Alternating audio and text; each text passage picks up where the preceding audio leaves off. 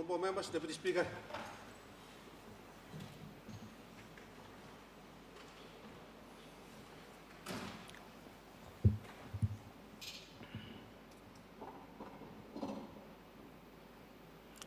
Honourable members, we do not have quorum. I therefore suspend Parliament to the further reading of the bill.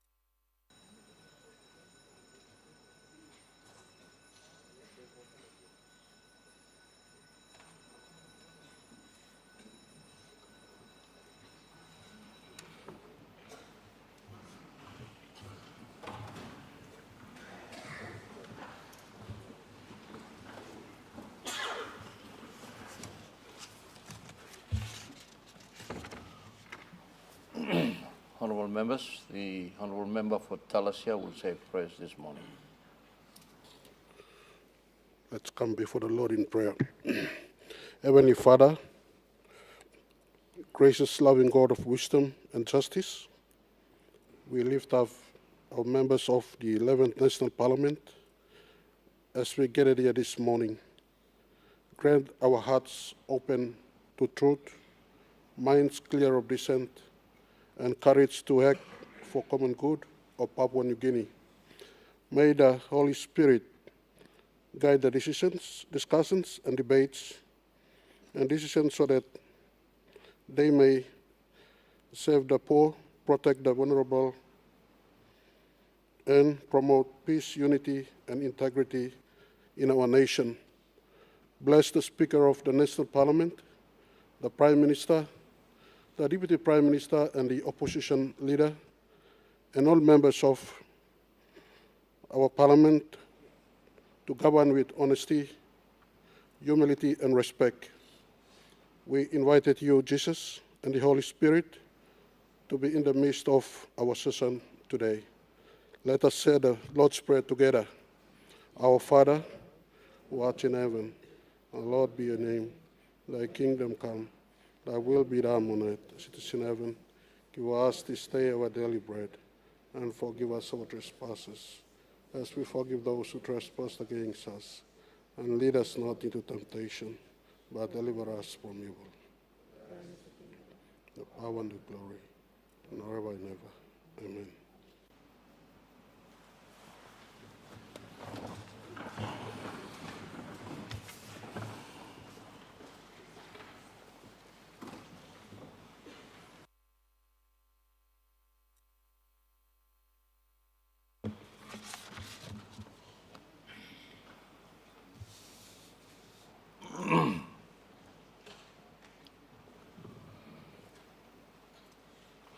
All honourable members, you may like look sabe lo presence belong all sumatin or staff lo public gallery, all sumatin lo grade 5 na 6, one time all teacher belong all, lo Yesu Baibua Community School inside lo Kairaku District, Central Province. Na you may got 2 all grade 7 sumatin, now teacher belong Hohola Demonstration Primary School, National Capital District. So, on behalf of the Parliament, may extend him welcome lo yublal kita. Not petitions, notices. Haskim minogat toksabe pobla 10 minutes. Honorable member lo sina yangabol. Thank you, Mr. Speaker. Mipla lo opposition this morning, mipla like ask him some more question nigolo. Prime Minister lo sampla clarity lo decision NEC working lo this la additional 4.22% equity lo Croton. Number one question emolsem inside lo UBSA agreement lo clause 6 price lo this la additional equity 4.2% or fixing pennies. Price US 240 million kina per 1%. So Lodisla 4.22 price blend by go close to, or go abrusim $1 billion US dollars. Slightly abrusim. But round him go US $1 billion. Price is up inside, but NEC decision talk almost negotiate lo price can. So question also. Why na price ya agreed pinis, all get stakeholders all sign off pinis, stop na display cabinet decide law rejecting display contractual agreement price, agreed price of 240 million US dollars per 1%. Number one question, so I need to clarify this. Number two question, Emi Golsem.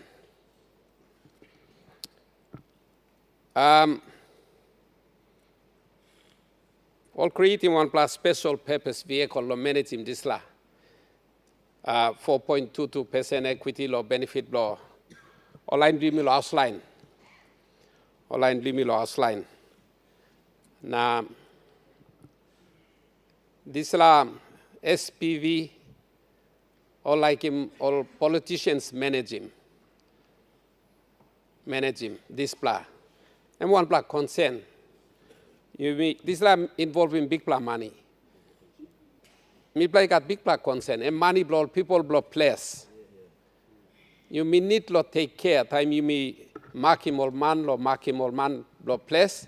Now put him assets blow lo handle people lo manage him. You may politician you may no got sawe lo investment lo big plan money. Big plan investments. Now how to read him all financial statements. All this is something all sawe man or school or this lab na got experience all sawe. So why not create him special purpose vessel, which might be itself okay, but put him all man by go pass, put him all politician he go inside. He got all money, got investment analyst, investment managers, all this line, all this stuff. Why not find him all this line now, put him all, control him display investment, all people block place, rural areas. You may mark him all. Why not you may put him risk, he come inside this addition to all politicians by all manage him this law. Look out him. And question number 2. Question number 3, I'm also. Nami like him, Minister Blo, Securities Commission, Honorable Richard Maru. I think Securities Commission is happening it law, Honorable Richard Maru. Me like him take note law this law too. And in it law portfolio blame also license him all investment managers law, manage him all securities such as this like kind of shareholding, involving big plan money. Now Securities Commissions are glass him good through, now pick him all man, he got good plan experience, good plan qualification, he got good plus how to manage him all investments. Now all is I give him license. So all these like kind people all is stop. All call him all investment managers. Now all him license law Securities Commission. Why not this plus government do the responsible thing? Now put him display investment, he go law unblow all properly licensed investment managers. Why not make him all same? Why not take the risk with politicians? You mean got one good track record for managing nothing, zero.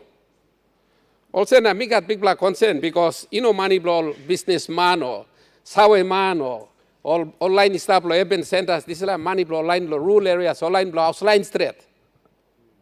We owe them a bigger fiduciary duty when we make decisions affecting their money, their investment. So I think Prime Minister need to give us assurance, confidence that decision is headed in the right direction. Suppose Nogat, all need to revisit him, now reformulate him this decision so that you may strong him this investment law benefit blood place line. Thank you. Honorable Prime Minister. All right, thank you, Mr. Speaker. Me like to thank you long, member long Sine. Yongumuk will ask him 3 important question. I'll try my best to keep it short in the interest of others to respond to other questions or ask other questions. The 4.27% to be carved out from Kumul Petroleum share in PNG LNG was a decision that preceded even before Kumul Petroleum itself was established. In 2009, this parcel of shares was earmarked to be given to not just politicians, or not politicians, but to the 5 provincial governments that is headed by the 5 governors of these provinces, and to the landowners from PDLs, landowners from pipeline, and landowners from the plant site. And so this decision was a decision created by government policy in 2009. And so it is not an entitlement by law, but a government policy decision that was embedded in the UBSA agreement signed at Kokopo. Mr.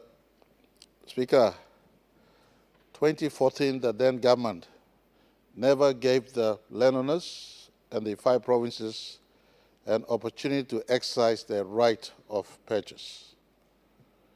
No right whatsoever was given to them. And we've now lived on 11 years. And 11 years from 2014, the PNG LNG is debt-free. 11 years from 2014 first gas, Kumul Petroleum have subsumed the 4.27% value and total funding that has now gone to Kumul Petroleum Limited has gone over 12 billion kina. From 2014 to 2026 at present, or last year, ending the financial year that ended last year, the project, PNG LNG all in all, retired 70% of the cost of the project that was bank financed by over 20 global financial consortium that financed the project. The $240 million per share price tagged for 1% of share that would cost the landowners and provincial government to acquire that 4.27% included that 70% bank financed element. So if you deduct that 70% off from that 400, I beg your pardon, $240 one share, you do your calculation, landowners and the 5 provincial government would have paid 30% of the $240 million. So those calculations, an opportunity would have been given to them at 2014. On record, the 2 governments that has presided since 2014 to 2026 have not given them the opportunity to exercise that right. And so we're doing what is rightful. This 4.27% was secured as a project security policy by the National Alliance-led government in 2009. And so that decision was taken. It is in calculation of value of time loss. It's $1 billion worth of purchase the landowners would have exercised with the 5 provincial government. No opportunity was given to them to raise funds to purchase that 4.27%. We have a point of order. Honorable Member Sina. Yeah, I would like to remind the Prime Minister that in the very cabinet decision I'm talking about, there were 2 previous NEC decisions that dealt with the issue of the exercise of that option by the beneficiary group, which was never implemented. But the decision, 2 decisions were taken, and those 2 decisions were repealed in the decision, any current NEC decision which I'm talking about. So it's not as if no opportunity was given. It was given by 2 NEC decisions, not exercised. Honorable Prime Minister. Mr. Speaker, the 2 NEC decisions my Leonard, member for Sinisini Yongumuk, is referencing was not explicitly labeled that landowners exercise your right at the date they were to have exercised a right in 2014. I just wish the member for Sinisini Yongumuk, then as Justice Minister, would have advised the Prime Minister then that this due date has arrived. Let's advise the 5 provinces and the landowners to exercise their right. Honorable Member for Yalubu Pangia, what's your point of order? Point of order is that, Prime Minister is continuously misleading Parliament on this particular subject, as he does with many other issues, sidestepping and debating. Now, Mr. Speaker, he knows, and I know, and even the landed member for Sinisina knows, and most other senior members of Parliament know, in the UBS agreement, it specifically states it wasn't just signed and given by the state. It was agreed by all parties, landowners and provincial governments, agreed by all parties that they will pay, I think, US 240 million kina per share, pay a 1% share. Now, in 2014, with which he was part of the cabinet, we made a decision realizing that the landowners and the provincial governments could not afford it. We discounted to 150 million US dollars per share.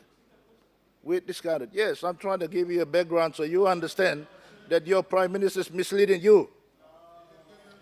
Now, Mr. Speaker, Order, honorable, Mr. Speaker, honorable member for Yalabu Pangia. this is an important issue, Mr. Honorable Speaker. member for Yalabu You have the Pangia. duty to let the nation know the truth. Honorable member for Yalabu Pangia, what is your point of order? You're already my going point into of order debating. is that opportunity. You will have a grievance debate later after question time, so you can raise it as your the grievance. opportunity, Mr. Speaker, if you allow me to finish, we'll get over this very quickly.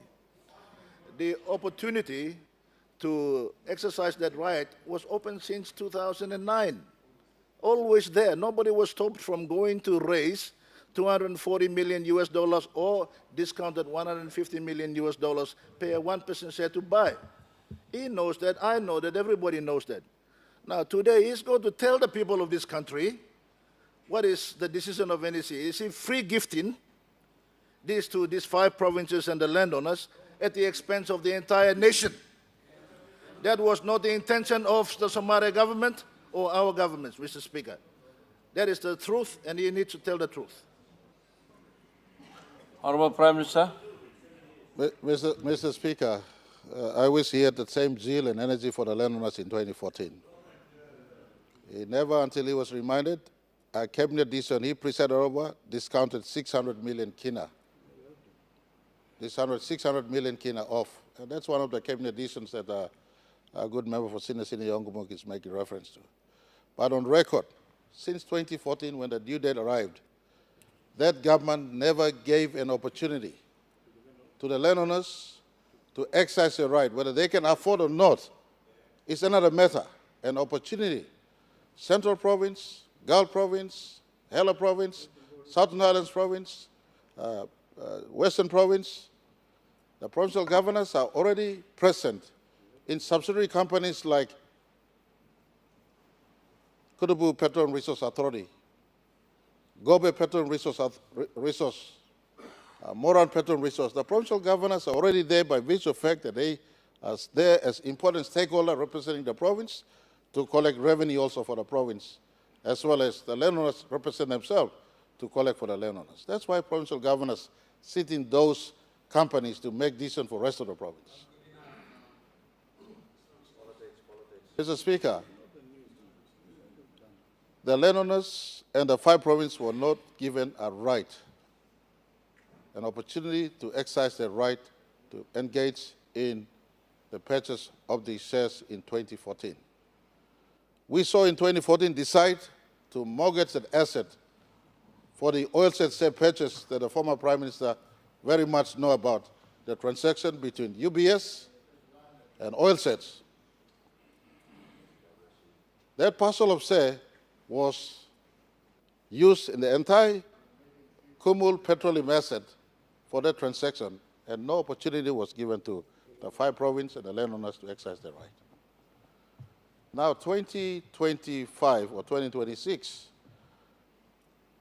the entire 16.57%, including the 4.27%, has been used by Kumul Petroleum up till this date,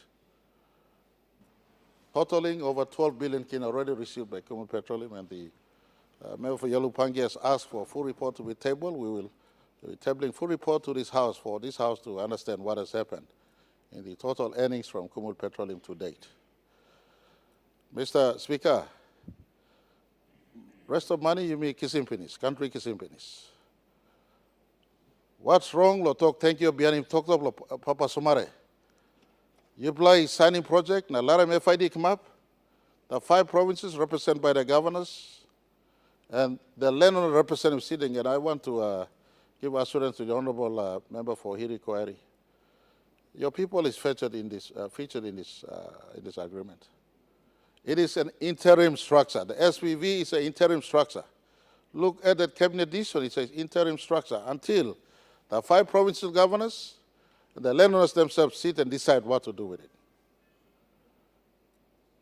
If you understand the word English, I'm not an English student, but Honourable Member for Hearing Choir, what's your point of order? Speaker, the Prime Minister makes reference to the people of Iroquois, Central Province, and the landowners being part of the decision. They are. I'm not saying they are not. I'm saying that 2 years period and could come back on every 4 years is not equitable, not fair. That's what the point was. Not about they are not participating. 4.27%, 13.5% of 4.27% equates to about 550 million kina worth of interest in that asset. That is a significant amount of investment or entitlement by contract under the UBSA agreement, 6.32. And it's laid out there, Mr. Speaker. So let's not belittle the issue. The people of, and while on this point, the people of Iroquois, the plant-side landowners, never gave consent for their interest to be dealt with in the manner that it has been under in the NEC decision. No consultation was taken at all. Honourable Prime Minister. are you ruling, Speaker, with greatest respect, are you ruling the point of order in order or out of order, please? No, you don't force the Speaker to rule whether it's in order. Or... Prime Minister, you go ahead and answer him. Question by you. All right, Mr. Speaker, I want to, maybe in the interest of time, and to the beneficiaries, the five provincial governments and the landowners in the 5 provinces. This is an interim special purpose vehicle. You yourselves will decide. We will facilitate what you want to do with this one. You want us, from government policy, we want it to be a perpetual wealth for the 5 provinces together, structured in a manner in which the fiduciary standard is required of such public companies be established, run properly, and wealth generate perpetually in a sovereign wealth fund sustainable manner sort of setup and structure that we want to deliver for the 5 provinces and the 60,000 landowners that is covered under the PNG, LNG project areas. So it's meant well. I want to ask the 5 provinces, it doesn't hurt for the 5 governors to sit together, look into this cabinet decision for and on behalf of our people, and advise government again what you want to do. As simple as that. It's about time we distance this asset from PNG, LNG. It is meant for the 5 provinces and the landowners there, Central landowners, Gulf pipeline landowners, Southern Islands pipeline landowners, Hela pipeline landowners, Western province, and of course the 5 provinces. So it is an interim arrangement, SPV set up, and eventually it must be detached from Kumul, going to a company. And that company runs and earns the money and runs it for and on behalf of the trustee and the beneficiaries of those trustees concerned. So, Mr. Speaker, I know the member has intended well in asking me this question. I will get the questions properly answered in a written reply to him for him to fully understand the discussions that we're making here, the reply I'm making. Thank you, Mr. Speaker. No, but you know what point of order, I'm the same sit down with this, so the point of order. I will now, the chair will recognize the governor for Western. Thank you, Mr. Speaker. I recognize him. Neck, sun go down. Thank you, through Western Looming. By me directing the Minister of Mining. Na Western Looming in relations lo on the special mine dom lo PNG Pogera gold mine. First of all, me like talk big thank you lo Maraveroso Gaban lo for the first time look sawe lo people lo Western Province na all Nalbla riverine river communities were sharing have also put him tailings go down them, especially all brothers Loimila Hela na Sundown. So this is a question and by me asking on behalf of the people of Hela, Southern Sundown na Western, where I'm to come down them. So first of all, me like talk big thank you lo government and for the first time look sawe lo people lo Hela Sundown na Western Province inside of la Nibla CDA agreement lo Pogera. However, question lo me like asking him because me looking for him this la NEC working on the decision lo give him this la look sawe lo me play me no fair to much lo look lo me. Now people lo me will sleep lo Flariva come finish lo Strickland na you go on top because you me okada sawe emosem pogera sleep on top lo mountain lo you on top lo Enga province. Only my name na only no got on the Tailings facility where only put in PPA blood. Tailings facility only no put him na. I got a PPA put the water. I'm sa biani water come down. On top of the mountain because the slope is it's slopey. Water am run off na come down, but the Nambis by Yumi, the Western Province, lowland na high water table so. Time PPM come down, I'm just sleep that's all. So I was go Western Province, so some time by looking myself. Heavy you yet by look sawe. But me saw plenty got question ask him to so enough but me take him time, but me by ask him. I think 4 question of minister, na think prime minister, na minister of treasury, na minister of environment can take note. First of all, Mila ask him, Minister.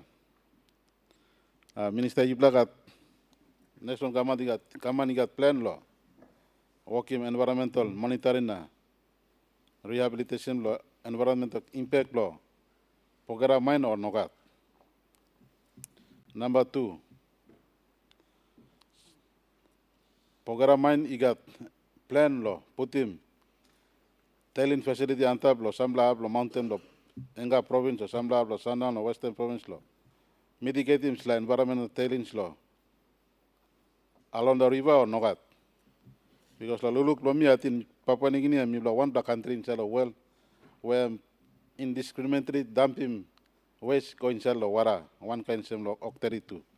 That's all octary another current agreement. You mi got plan law building tailings facility law. Sambla or Ningrum.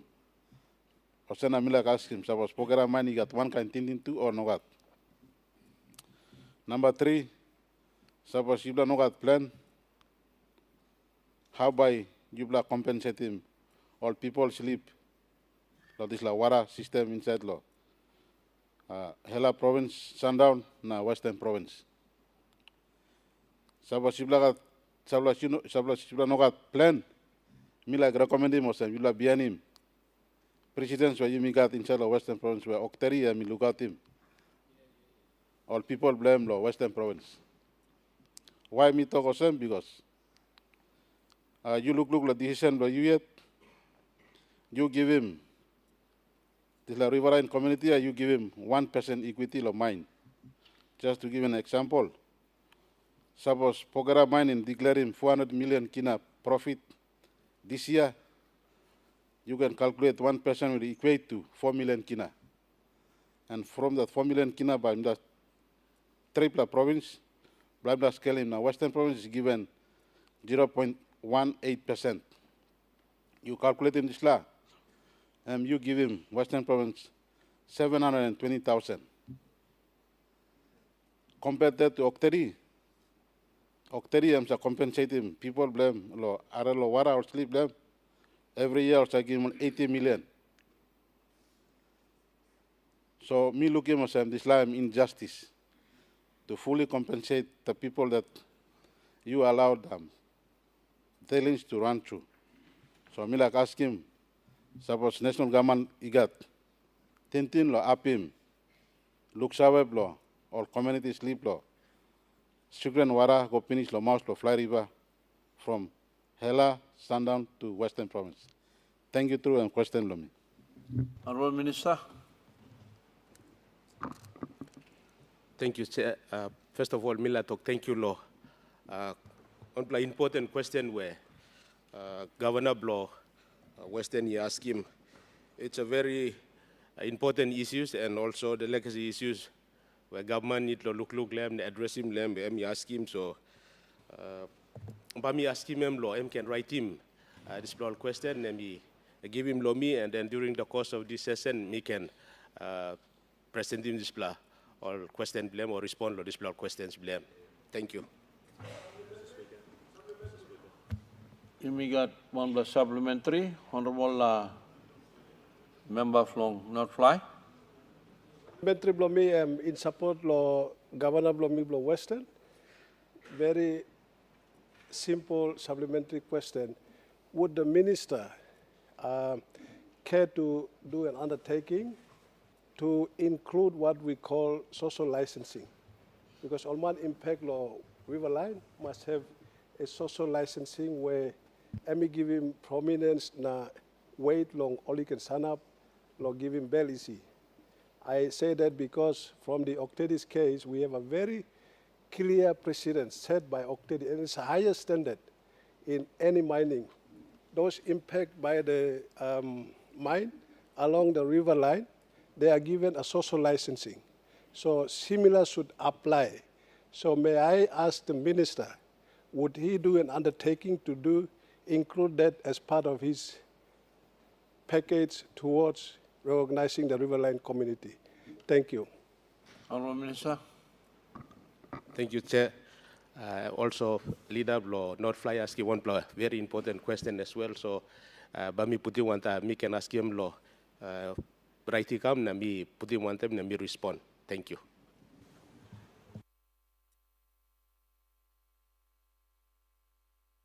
Mr. Speaker, my question without notice goes to the Honourable Prime Minister. It's with respect to the Constitution, Mama Loblo, Papua New Guinea.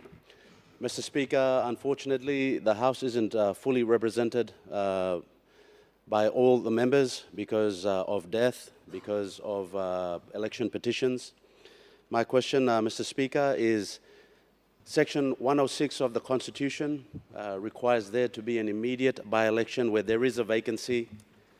And we have until August 2026 to confirm whether there will be a by-election for some of the seats that are vacant because of unfortunate passings of members of parliament and election petition outcomes. This relates to the provincial seat for Morobe, the seat for Telefomin, the seat for Kagwa Erave, and some others. So the question, Mr. Speaker, to the Prime Minister is, Mamalo and stop, Nayumi stop. So will he give an undertaking to the Honourable House and the people of Papua New Guinea that there will be immediate by-elections for these electorates that have vacancies to comply with the Constitution? Now, Mr. Speaker, you may all get to come inside the House because Section 50 of the Constitution, I'm giving talk right, and you mix a mandate, the people blame me. Mr. Speaker, you sit down, the big plus blue or some probably this Lausman because of Section 107 of the Constitution. Can the Prime Minister confirm that we will be complying with Section 106 of the Constitution with the vacancies in these seats? Thank you, Mr. Speaker. Honourable Prime Minister. Mr. Speaker, I want to appreciate the question by the opposition leader. The calling of elections is an Electoral Commission matter. So we'll get the Electoral Commission to provide an update, and I will respond to this question on Tuesday or Wednesday next week. Thank you, Mr. Speaker. Honourable Member Abau. Thank you, Mr. Speaker. Mr. Speaker, a simple question below me without notice. Below Minister for State-Owned Enterprises to answer. Because that law question, and this is concerning geothermal power resources. Rabaul district is that paid long geothermal power station long sample Christmas we go finish. I think it must lose him 30 years finish. Suppose you go to PNG power headquarters office plenty passes stop. No got something only working. I remember when the current governor for New Island province, when he was mining minister, mimpi nasikim dasala question lo geothermal power station to Rabaul district. Kami kirap na itoko lo sem inongat power policy. geothermal power policy belong Rabaul belong the country. First question, Bolomita Solosem.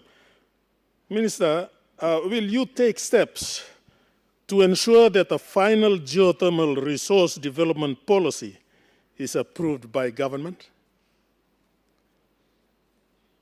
Number two, suppose if you are willing to take steps, you think when will you begin to take steps to present to Cabinet this final geothermal resource development policy for the country of Papua New Guinea? Thank you, Mr. Speaker. Honourable Minister.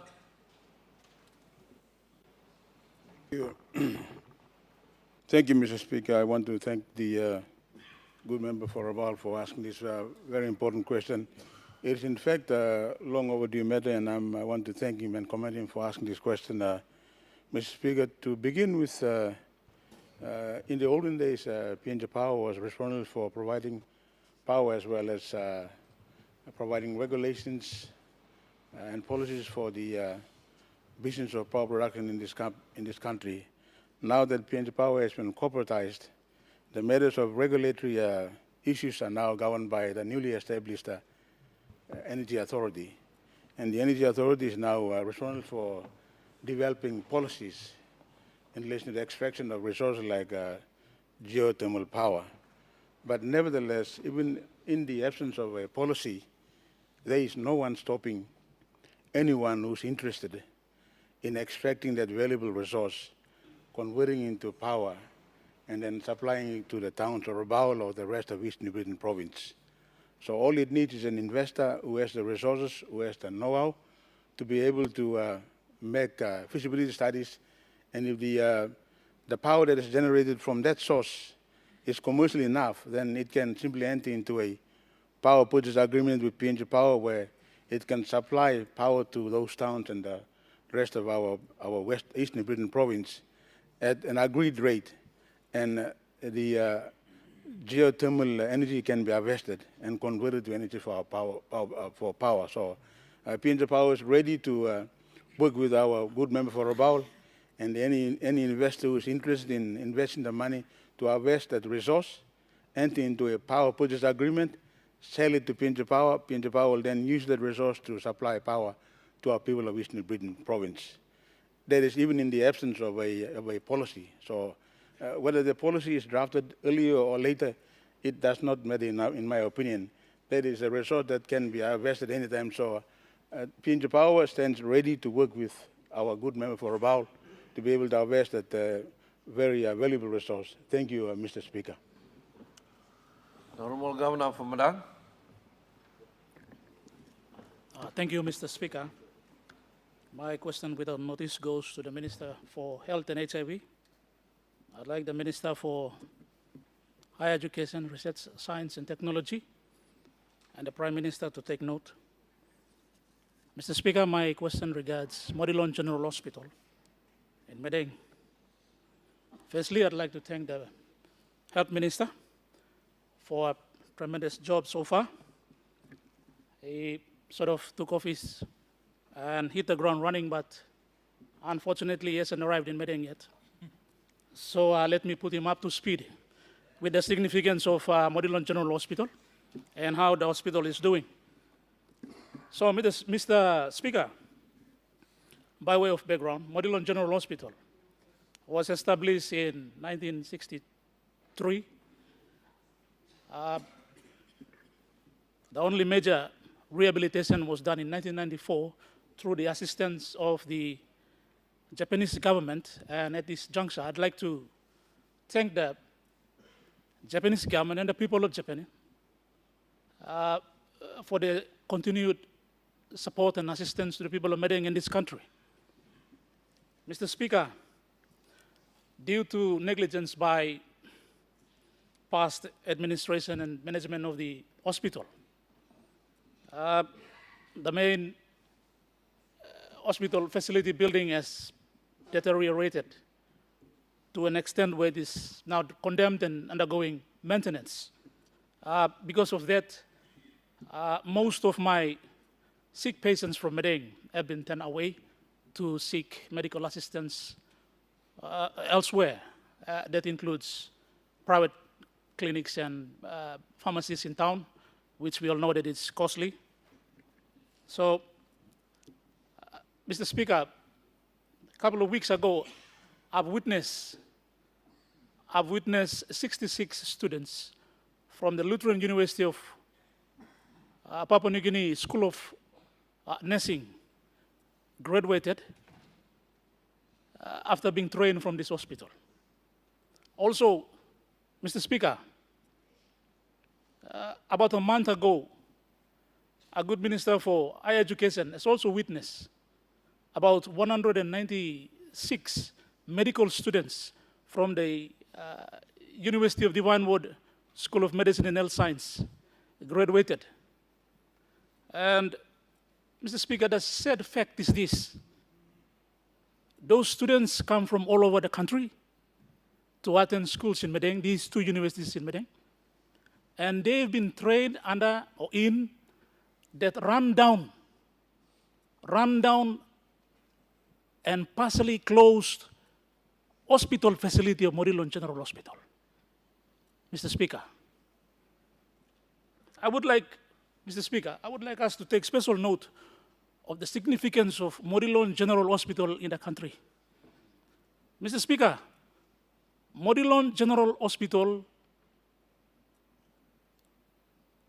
is the only hospital outside of Port Moresby, and is the only hospital apart from Port Moresby General Hospital that does not only provide medical health care services to the people of Madang, but also trains medical students and medical doctors that go out throughout this country to save the lives of the very people who have sent us to this house.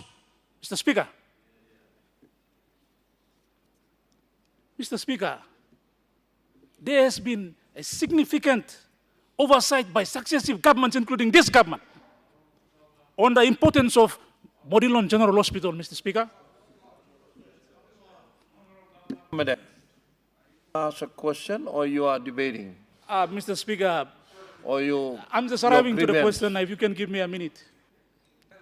We have grievance debate after this question time.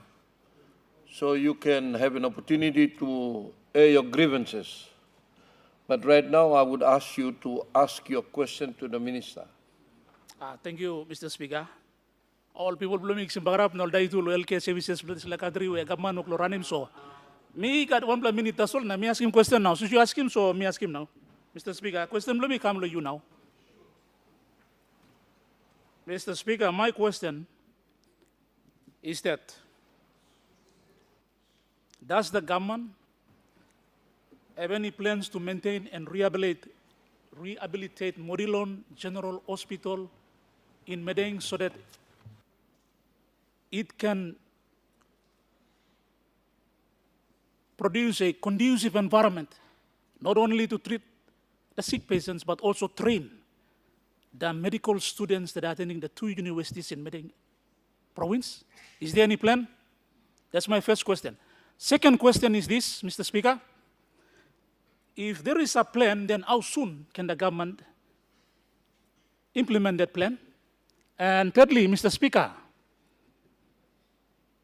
if there is no plan at all, can the government, let me ask him now, elevate the status of Modilon General Hospital to a level 6 provincial referral and teaching hospital, so that it does not only provide healthcare services to my people of Madang, but also provide conducive environment for training for the students attending the 2 universities, the Divine Word University and the Lutheran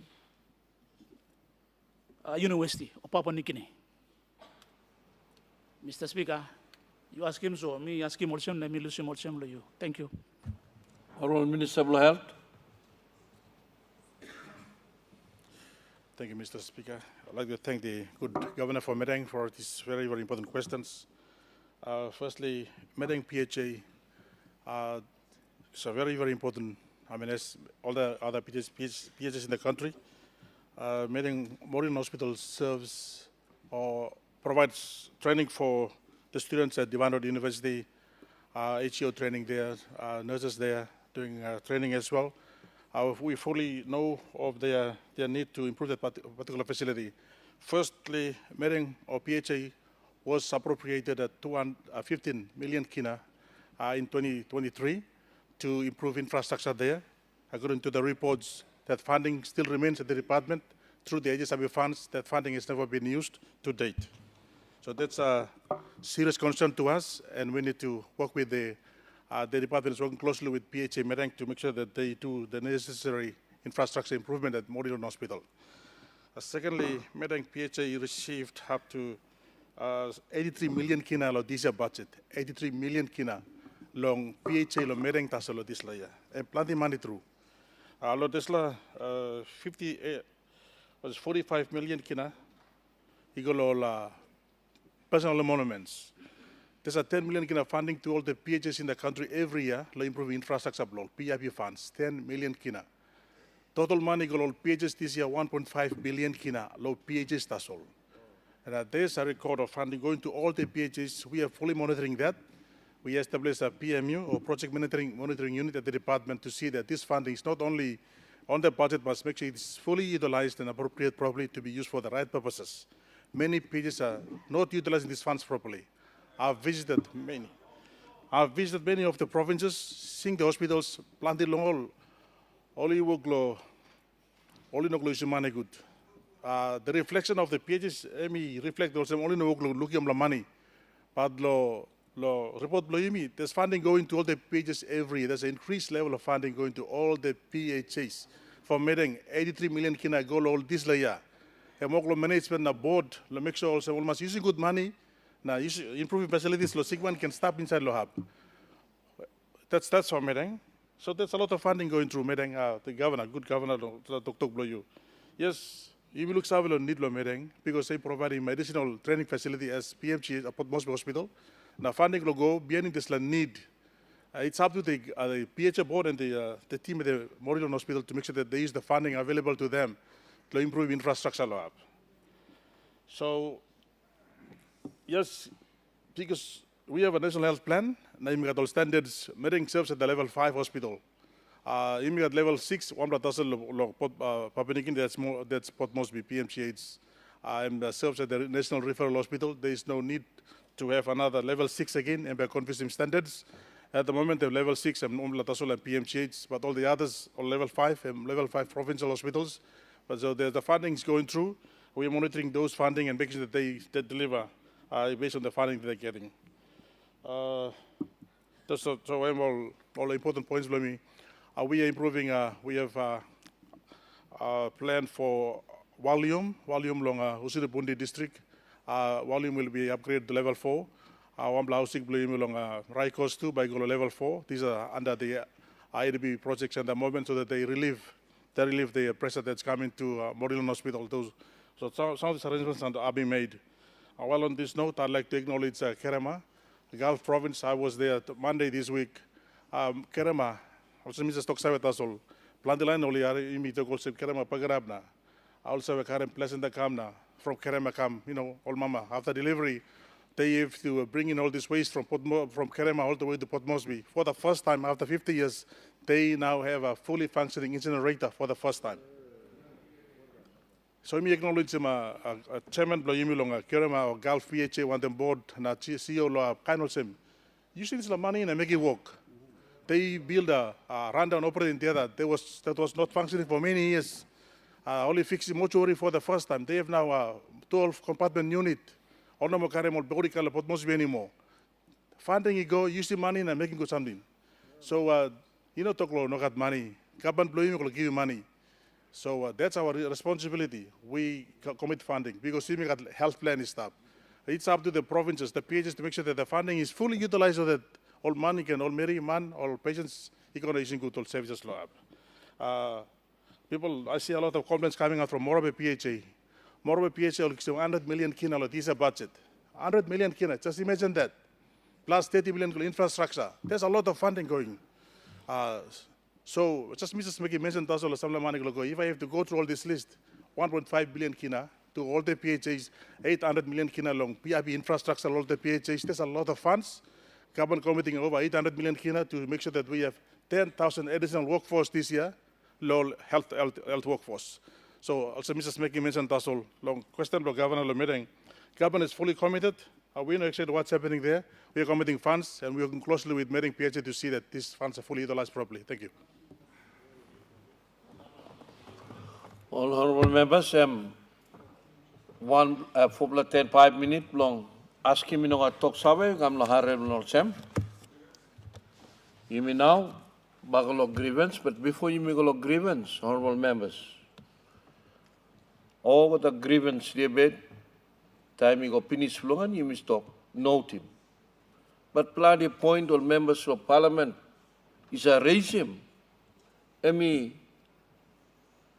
got meaning long. Now we said by take note lo this land, I make him walk come up lo this way.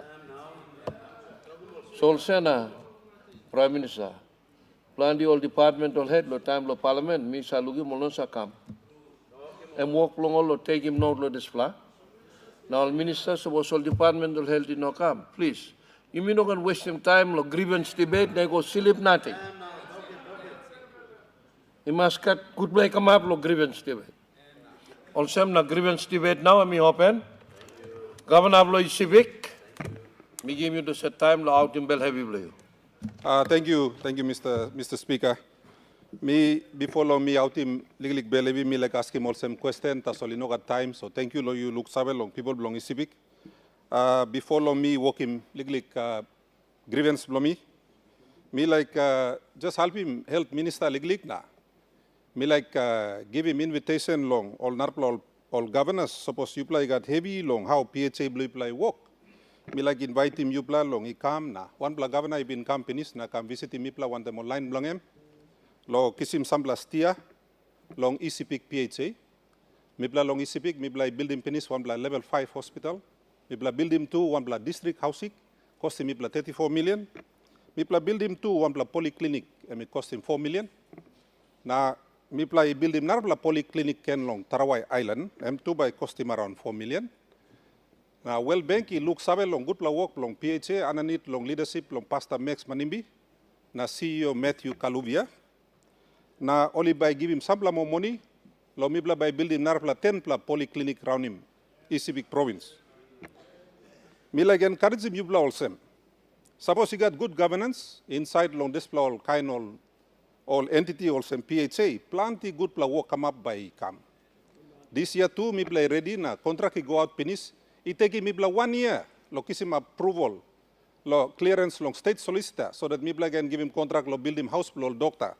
But me amamas lo talk also me play by work him groundbreaking long, build him all house where money come long health department, health minister me talk straight. Is I got good pla look sabe lo all get a PHA where all is I give him money. So thank you. Health Minister, but please, something blow line in my, you know, you me all get something. Me got 13 years lo work one time PHA na. Also na me play got good pla work come up stop long is civic. So me like encourage him you blow governor no can suit him talk lo PHA. You play welcome lo come na look him how. Or lig line lo civic he work him na two. Civic he train him two pla leaders where now two pla gonna run him two pla narpla PHA around the country. So me like commend him PHA belong civic lo good pla work belong him. Grievance from me, Mr. Speaker. We've been like asking all some question. Me putting me along Prime Minister also head long National Executive Council. Mr. Speaker, in 1997, almost 30 years ago now, one big bureau I been come up along Papua New Guinea, and I been come up all got a half world, only call him also El Niño. Me bla sample I been involved long working relief work lo this time. Me been Halibim mi stabiat one time mok tedi company na. Telephone ok sap mi ni bin fire lo display time big pla dry season ni come up mi sa some highlands to inogat kai. Na Australian government been giving big pla halibim long. All balus long suru kim kai gontab long supporting all people blow mi pla andab lo highlands. Now all scientists blow well na all scientists blow mi to lo here lo Papua New Guinea long meteorological society blow you mi only talk all same. One pla next, El Nino emi ready now and by start by come up lo next moon. Na by Ronnie go big pla heavy by me bungim around September, October. Na by finish probably lo March next year. Big pla bagarap by come up inside lo country blue me. Now Online ibin stop lo 1997 oli sabe boli sa olsem Indonesia ibin fire lo des time ol forest blong Indonesia. Na sumuk na esis blong Indonesia ibin kampundaun lo Papua New Guinea. Big la bagrab strait. Des la time 60% blong rural Papua New Guinea kisim heavy. Olgat island blow me kisim heavy, Mr. Speaker. Now all scientists all sabe man blow me oli tokol sem narablakeni kam by west than 1997. Mr. Speaker, these are 30-year cyclical events that happen around the globe. So our learned people are telling us, warning us, that we should get ready. Now I appreciate that the government has committed a lot of money to the man-made fuel crisis that is affecting our country. And we all appreciate the assistance the government is giving. And also in light of the fact that we have elections next year, which is going to require significant funding, as I have already alluded to earlier. But more than that, Mr. Speaker, if this El Nino is going to be worse than the last one, then we would have to assume that up to 60% of our rural population, perhaps more, will be affected. So I would like to ask the government to put together a bipartisan committee, if we can, to look at getting prepared for this event. I would also like to ask the government to consider organizations like NARI. I was fortunate to visit NARI with the Minister for Dehurst recently, and I was happy to note that NARI is working on a lot of drought-resistant crops. But, Mr. Speaker, these crops will need to be planted next month and distributed widely, particularly sweet potato, cassava, and there are some other legume crops that NARI has been breeding for some time. Now, we would have to deploy that fairly quickly, because if we don't, our government is going to be stuck with a very large food bill. Nalugol sem 1997, we might be asking the Australian government for help again. But the fact is that we need to start getting prepared as a country. And mibla olgara along South Pacific by kisim desla heavy, na Papua New Guinea by non long abrus. On top of that, Mr. Speaker, following very large, significant El Nino events, nature emsa comeback na bekim want them what they call a La Nina event.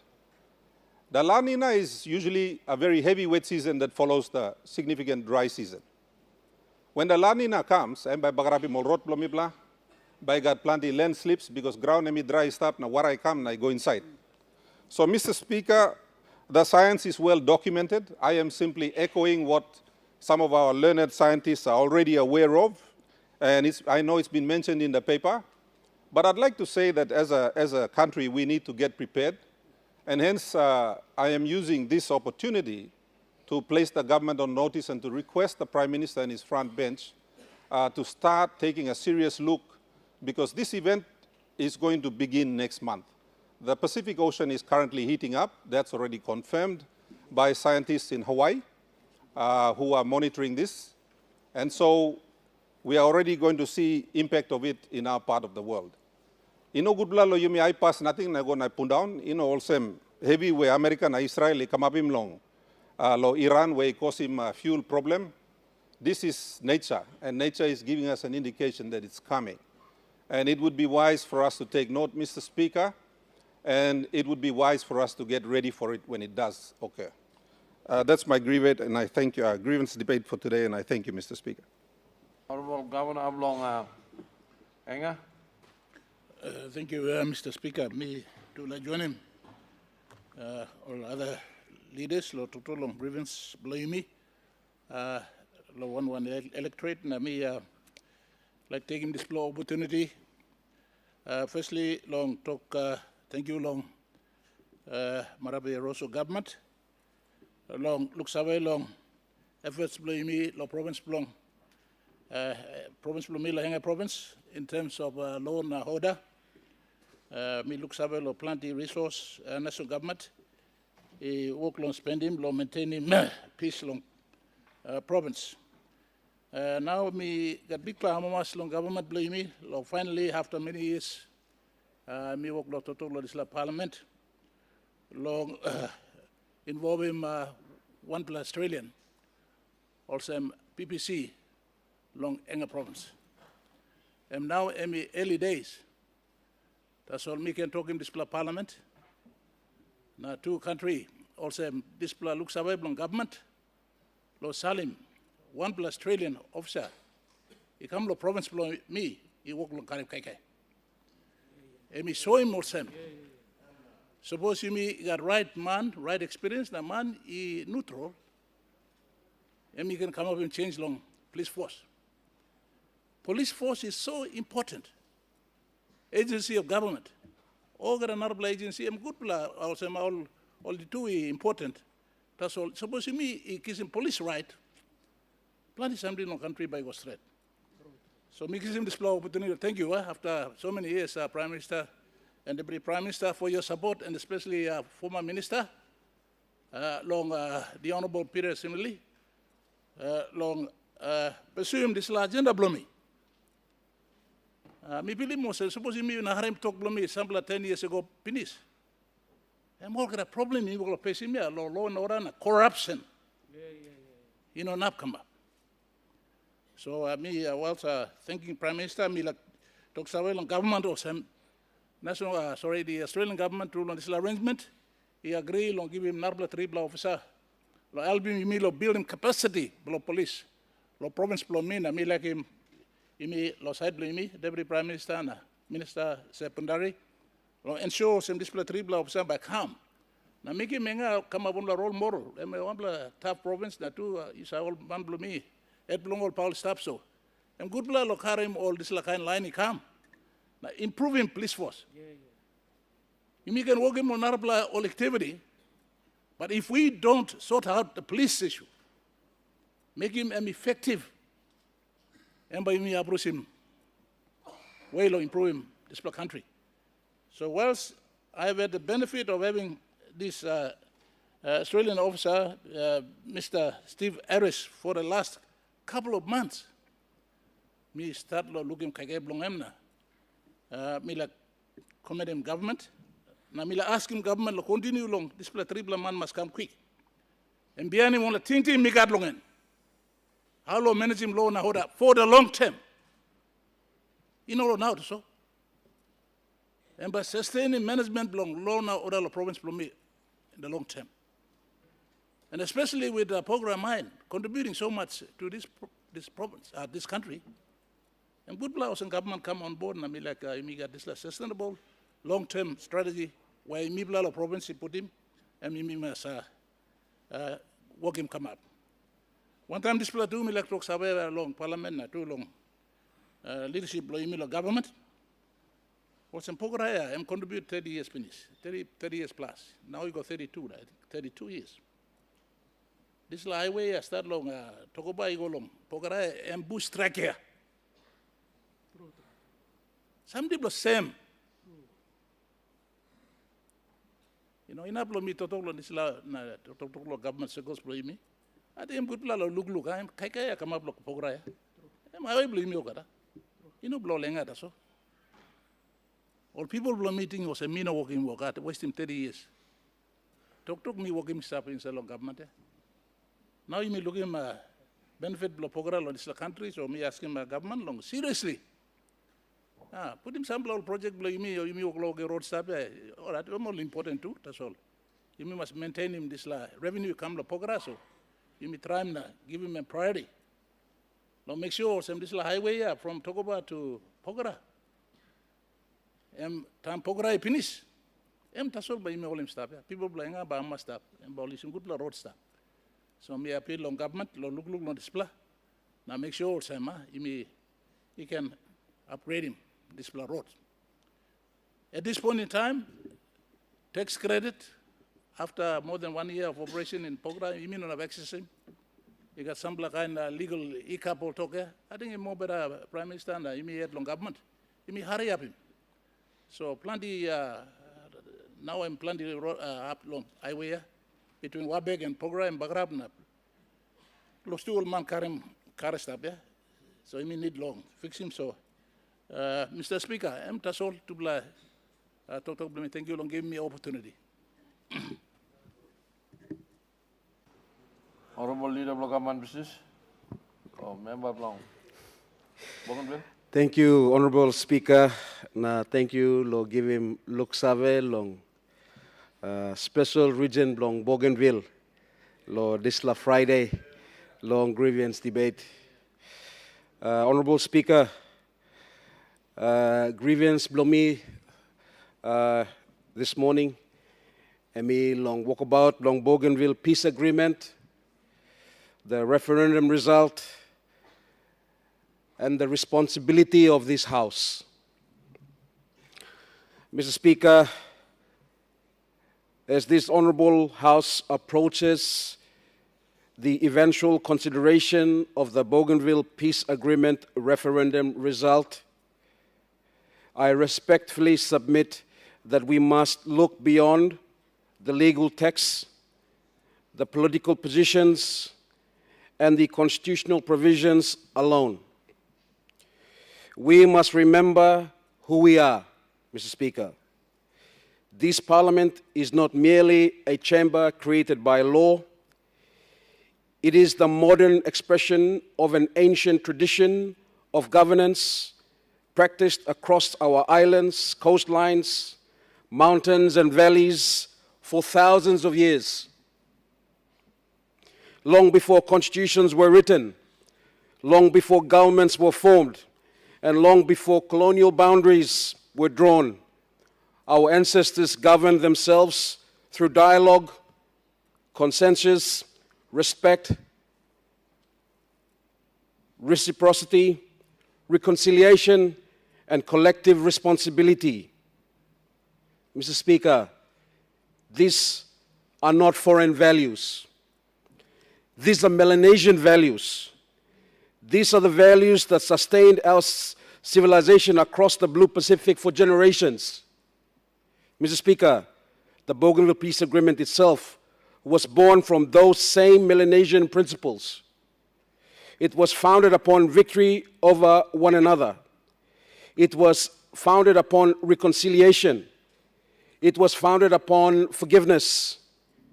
It was founded upon the recognition that lasting peace can only be achieved when dignity is afforded to all parties.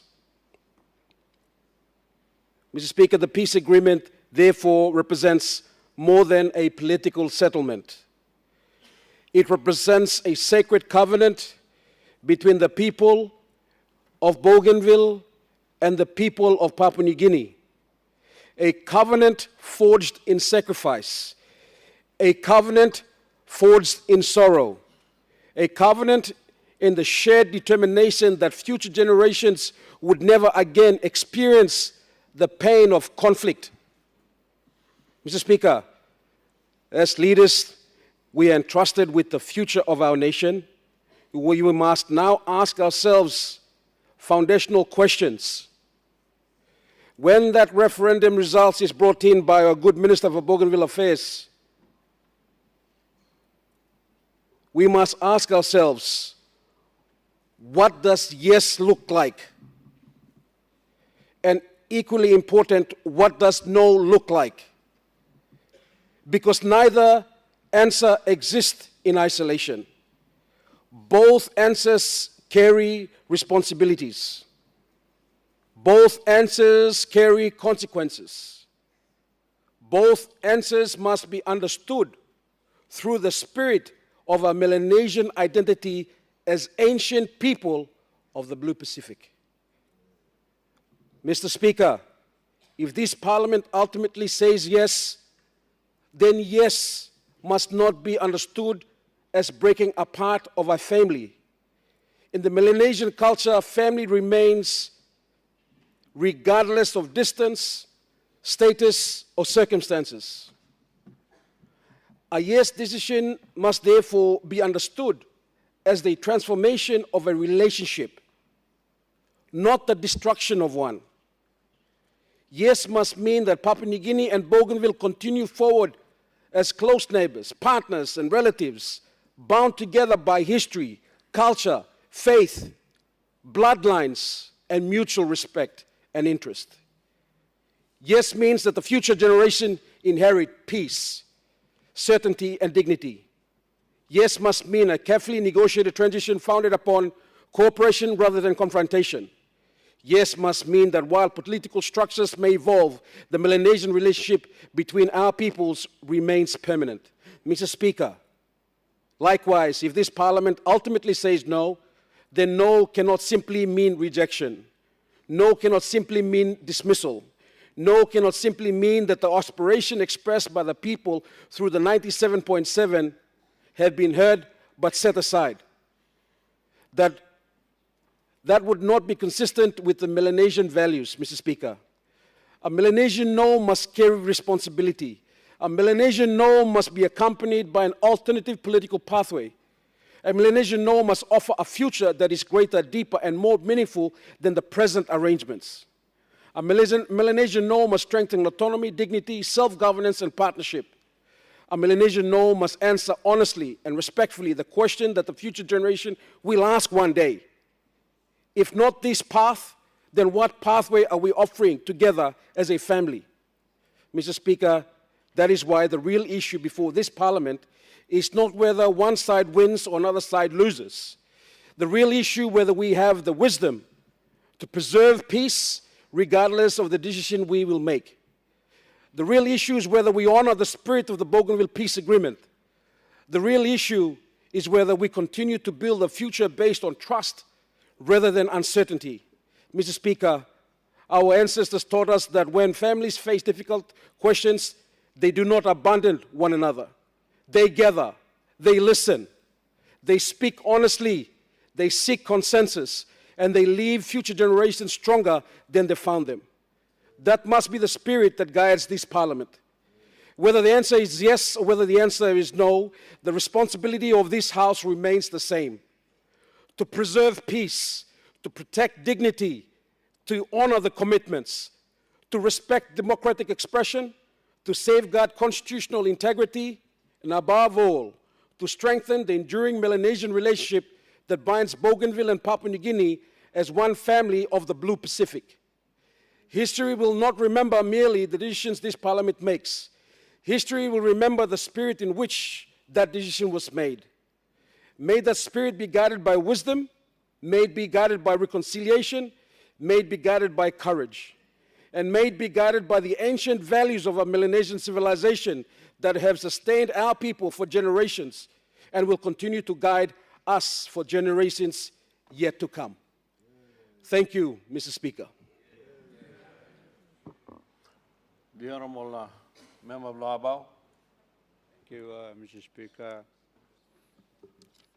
On behalf of the people of Abau, I wish to bring forward a couple of grievances specifically for Abau, and then two with regards to two big national issues that I see. On the Abau issues, the Connect PNG component of the highway, whilst a lot of attention was made towards the opening and the excitement, 4 months have gone by, maintenance is zero. And so the bush that has been cut, it will now take 15 hours from 6 Mile here in Mosby to Alotau. That's a long, long drive. And so I'm asking the Minister for Works, please, and his secretary, can you undertake a maintenance program on this highway? Like everything, we build new things, but we forget to maintain them in everything. So while the half of the Magi Highway was falling apart, we started to build another new part connecting us to Alotau. Now that part is also falling apart together with the rest of the old part that was falling apart. And so being a national highway, on behalf of the people of Abau, I request that the Minister for Works and his secretary undertake a maintenance program at least for the next 6 months.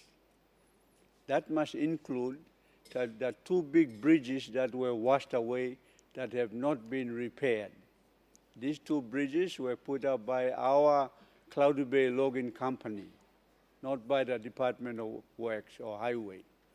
And second time now, the two bridges, Daraba and Magore, have been washed away. So if you are going to Alotau from 6 Mile, you have to be paddled across from Magore side of the river and be picked up on the Margarita side.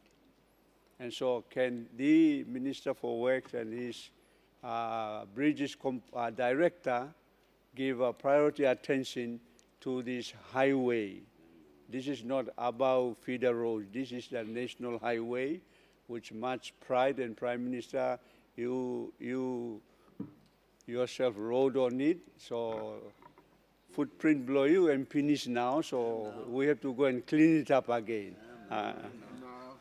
So that's my first grievance on behalf of the people of Abau. The second grievance on behalf of the people of Abau is this, the very good answer given by the Minister for Petroleum, and thank you, Minister for Petroleum, who's not here, but he gave a very, very comprehensive answer to the set of questions that I asked. One of the issues that I raised was for awareness, information, and education in preparing the people so that they are organized and ready, including what are the business opportunities that the local people should pick up and also help to build their capacity so that they participate. We understand that 4 years from now, if the drilling is positive, then 4 years from now, our country will start exporting oil from my side of the woods in Amazon Bay, in Abau. In view of my strong commitment for enormous benefits must be given first to the local people, I raised one issue that came to my notice yesterday, and I want the Minister for Petroleum to investigate and take note. And that is, despite agreements between Total and the local companies that have been formed, Total has appointed Argo Marine. Argo Marine is owned by Larry Endagali to handle all its vessel agency tasks, including pilotage, which is against the agreement between the landowners and Total.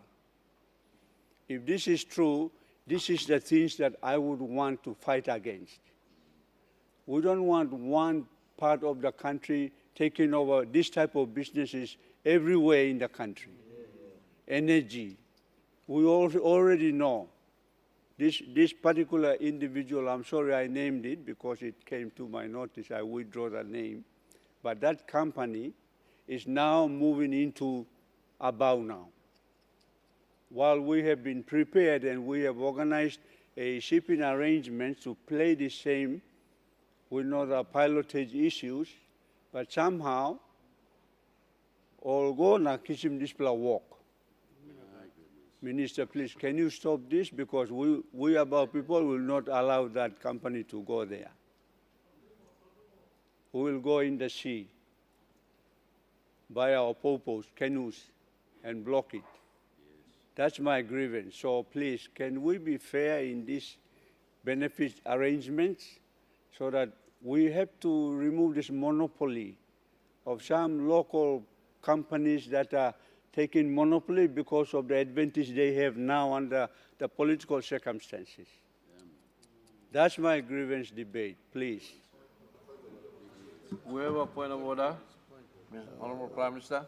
The very learned and senior member of parliament is making politics over every and any issue, and he should withdraw this over current political circumstances. What evidence does he have that that company concerned secured those contracts under political circumstances?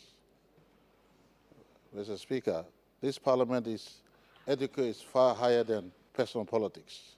The senior knows there's the standing order, there should be no inferences, no naming people who are not here to defend themselves. Mr. Speaker, you have to allow members of parliament to conduct themselves with a high standard here, and we expect better from a senior man like him.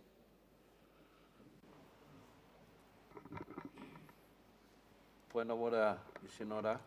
Thank you, Speaker. I actually withdrew the name of the individual, so suppose suppose our Prime Minister worry am yet now. And politics too is tough. So that's a grievance directly coming from the people that are there, that's going to be directly affected. And my debate is we don't want people who already are very well off coming over and taking over our businesses, the opportunities that we should be given. That's that argument that I want to debate on. Finish. You know, I still got 2 more points. Yeah, but I thought you said MP Nisa, you sit down, I am giving point of order. But no, I'm putting point of order. Also, I'm the missing all right, now. okay. Or you want me to sit down again? No. Thank you, Speaker. The third issue is I want to come back to the national general election. National general election. The entire country is now ready to move into this valued democratic process called national elections in 2027. Being appointed the Deputy Chair of the Special Parliamentary Committee on the 2022 election assessment and the recommendations that I debated also the other day, 2 big issues. If you look at recommendation number 1, 2, and 3, and 5 of the 70 recommendations, the first one is on the Electoral Commission itself, its leadership, and its structure. The committee concluded that under the current structure and the past leadership, the 2022 elections were one of the worst ever held in the country. That has been recognized by the Parliamentary Committee as well as observers who came to observe our elections. And I want to thank the Prime Minister in his statement the other day with regards to the questions on the election matters. And that was his commitment to make sure that the next election must be free, safe, and fair. Free, fair, and safe. That's a commitment that the Prime Minister gave. And I also want to thank the Prime Minister for extending the acting appointment of the current acting Electoral Commissioner. In this view, it is wrong for the Electoral Commissioner Appointment Committee to make a decision to bring back people who have not performed at all, or in any NEC decisions. We cannot bring back departmental heads that never perform. It's a wrong decision, automatically a wrong decision when decisions are made like that. So in this grievance debate, I'm strongly recommending that the committee must not consider former electoral commissioners being reappointed when the appointment is made, because we are going to go through the same process.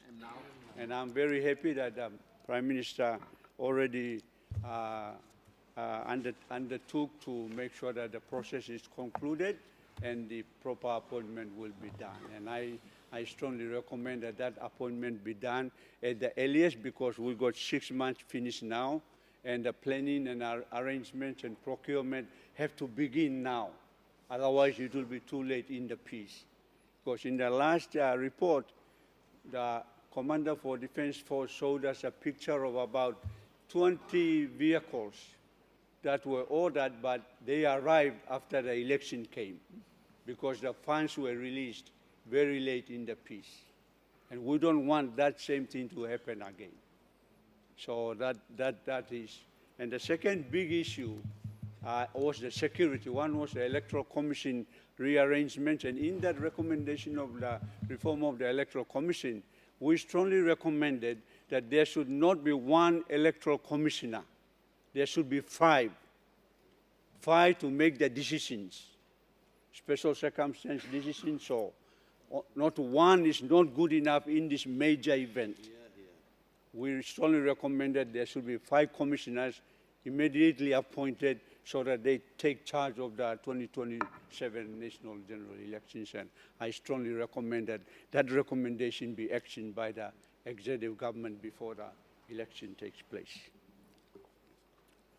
The second biggest issue... Honorable Member Abau, time blue grievance finish. Just mention this one. The second biggest issue was the security issue. Security issue was the big problem, and we do not want those who are responsible in the 2022 elections to take charge of the 2027 elections. Thank you, Mr. Speaker. Honorable Member Lumakam. Thank you, Mr. Speaker. Ya mas true lo, you look save lo, Deputy Blo Yuna, Member Blo Makam lo, Vim Sampla Grievances Blongem lo, Grievance Tibet, Sampla time Mr. Sit down lo hapna, conduct him Grievance Tibet na, mi Pilimosem, mi mas Sanablo Flona, out him Sampla Bel Levi Blomi. Mr. Speaker, Bel Levi Blomi, me like bring him lo, this la Grievance Debate. Me like join him queue one time, Governor Blo Madang, I'm no stop now, I'm Guara side finish. One time, Minister Blo Health, I'm too no stop, to bla Guara side finish. But you blow member Blo Parliament stop na, Prime Minister sit down, all Minister sit down na, me bring him this la, liglig. Levi Blo, you me lo, work Blo Health. Today, health come up one major issue through law country today. Me sit down lo Parliament, lo siya na miare mo opposition, isudin an lo government, na togol sem health system em bagarapol geta, nogat marasin lo ausik, olman silip lo corridor lo ausik, nogat bed lo sleep, ogada disla heavy staff, nogat generator lo ranim all equipment lo ausik, ol marasin sot na olman buy marasin lo table market, olman narasait karim ol fake marasin kam na salim na, olman go buy cheap marasin. Government come up in policy lo, Yumi come up in give him free marasin long olman. But today olman go all health center na 8 post blue Yumi all still buy marasin yet. You know I want marasin em free. So this la issue em come up big la true. But Yumi buy sanab lo side block government side, opposition side, Yumi buy sanab osem governor. Honorable members of this house, you mean plenty time by asking plenty question go minister na talk. Minister, by you make him on him. Marasin him sort. Government got policy blow, help him na, kirab him nisla work blow, ausi ko nogat. And plenty time you say make him nisla talk lo parliament. But me sit down lo parliament, tetem blow me lo parliament now. Na miare mol budget you me work lo put him down na successive government na all successive ministers all hold him this la portfolio. Me look him them they are really trying their best to make health be one of our major something where you me by must improving because you me ogera man lo ya you me by sick but you me go through lo marasin yet but you me go la sick yet ogera man meri so ogera successive government you mean not toggle sem this la government ya em no been working good housing. Me stop na me look him government work lo give him priority housing. Government work lo give him plenty money go housing. Plenty policy have been drafted. Now all minister we prime minister say maki molia. Prime minister no say maki mol man nothing lo work lo minister. All man got experience lo work lo housing. Also we minister lo health. Also current minister now I'm stop. Minister me congratulate him you me look him lo WhatsApp group lo you me you see one special award me no sawem lo what am up. Yeah, World Health Service give him one award lo minister lo you me lo well performing work where I make him. And I'm always being proud of what our minister is doing. Same as all previous ministers lo you me were all hold him this portfolio. Like Dr. Pukate Mustab Lohab, Musat Manem got big background long here. Dr. Lino is being a health minister before. Those people have a background of working in the hospital. Now they've got the know-how of improving. And I saw them working very hard, trying their best, and it long all successive prime ministers. They do their very best improving hospital. But why na governor blo Madang come complain now lo? Every blo Modilon. Why na you blo oga the narapla governors too by complain too? Na even me blo member lo 1 district. Me bla too by still complain because district blo me bla. Asam bla ausik blo bla inoperate. Ausik blo me lo Makam, lo Mujing was already upgraded to level 4. Me partner one time Molan outside na all walk him. Ausikia na all machine all put him inside ausikia. Ay kain X-ray na all sample machine no gat loengao ya stable Mujing. Lo health center blo me. But it's not in operation for 5 years. No man go walk lo disla ausik. CEO blo, mi pla lo province go na open him na. Toki mi osem ba mi salim doktor na. Mi pla ba salim mo no ga 1 plus something kama. Na minister toko sem 100 million ol ksimia. Now what did they do? Minister aste mi pla debate lo floor lo parliament lo bilum wanem ya. This is all wanem lo akwit lo bilum program ya. Platform ya bilum platform. We all asking mi pla ba akwitim simple 10 million kina mi pla kisim lo di SIP. Na 100 million. PNG Morobe kisimia. Where do they acquit that money to? How did they acquit it? If that program is done for my simple 10 million kina, we only scrutinizing me longen. Why not this 100 million be on the same program? Talking more, report him this money, all carry him go to 1 district, province, provincial hospital. What did they do about that money? They are getting big money. They are doing all kinds of administration work, having higher costs. Even some administration, not only in health, but other departments. If you see the secretaries, they're going around with CPOs. They've got bodyguards. And we ordinary members don't have CPOs behind us. But they have CPOs. They have higher costs. How many higher costs will run after them? They sleep in hotel. They're traveling. They're spending money. And here, you colleague members sitting here, tomorrow you will go to election and you will be the person responsible answering those 100 million. They will tell you, the governor, where is that 100 million? Why is people sleeping at the corridor? Why there is no medicine? They will tell us, every members of Electorate, why is your hospital or why is your small health center at post, they don't have medicine? Why do they? We are going to be the person accountable for all this laziness done by those people getting the millions of money which successive government have funded through. Like I've said, I've been here and I cannot criticize any government before and government today. All government have funded health because health is being our priority for us and our people. And every government, every successive government have put much money into improving health. But why is today we still complaining? And like the minister have said, there's millions of kina already funded to our provincial health. But this provincial health, where do they put that money? Tell them to acquit that money, minister. Tell them to acquit the money. Tell them to give the reports. And maybe give to us all the reports that we might know how many money has been given.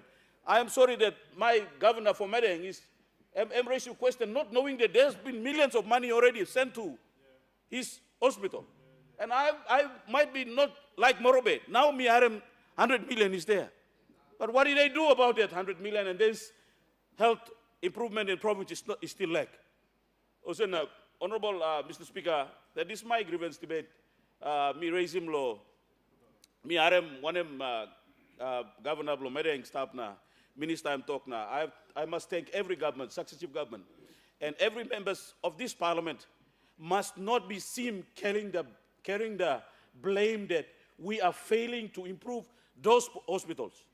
We have failed to improve our health district. We have given simple 2 million kina to our DSIP, and we are carrying on that government institution or government function, which government in Abau giving big money long and finish work him. Only no have come work him, and they blame us for our simple 2 million kina given to our DSIP, and we will be answerable to our people during the election time about that, and these people, they will still run luxury life with those money and nothing will be done. Thank you, Mr. Speaker. Honorable Member Yalibu, Pangia. Thank you, Mr. Speaker. Mr. Speaker, by minute up sim long time, but just a short few remarks lo legally grievance blow me. One ply issue also you may ask him lo question time lo this la 4.27%. Now I know you know a lot of politics was played around this this particular issue, but you may put him on the side now. You may try him lo address him this law all fixed now. How you may can resolve him this issue. First talk also. Me no got one play issue one time. Ownership na like law provincial government or landowners like Semoso inside law this project. Me no got one play issue law this law. But law 2009, Mr. Speaker, time you may work on this big agreement, law benefit sharing agreement one time, or landowners na provincial government na or plan the line representing government, law Kokopo law 2009. Na beyond all government you may come up now. You may try to address this issue, but you saw it kind heavy sim you may road. This la agreement Mila talk about same. No agreement blo government aso.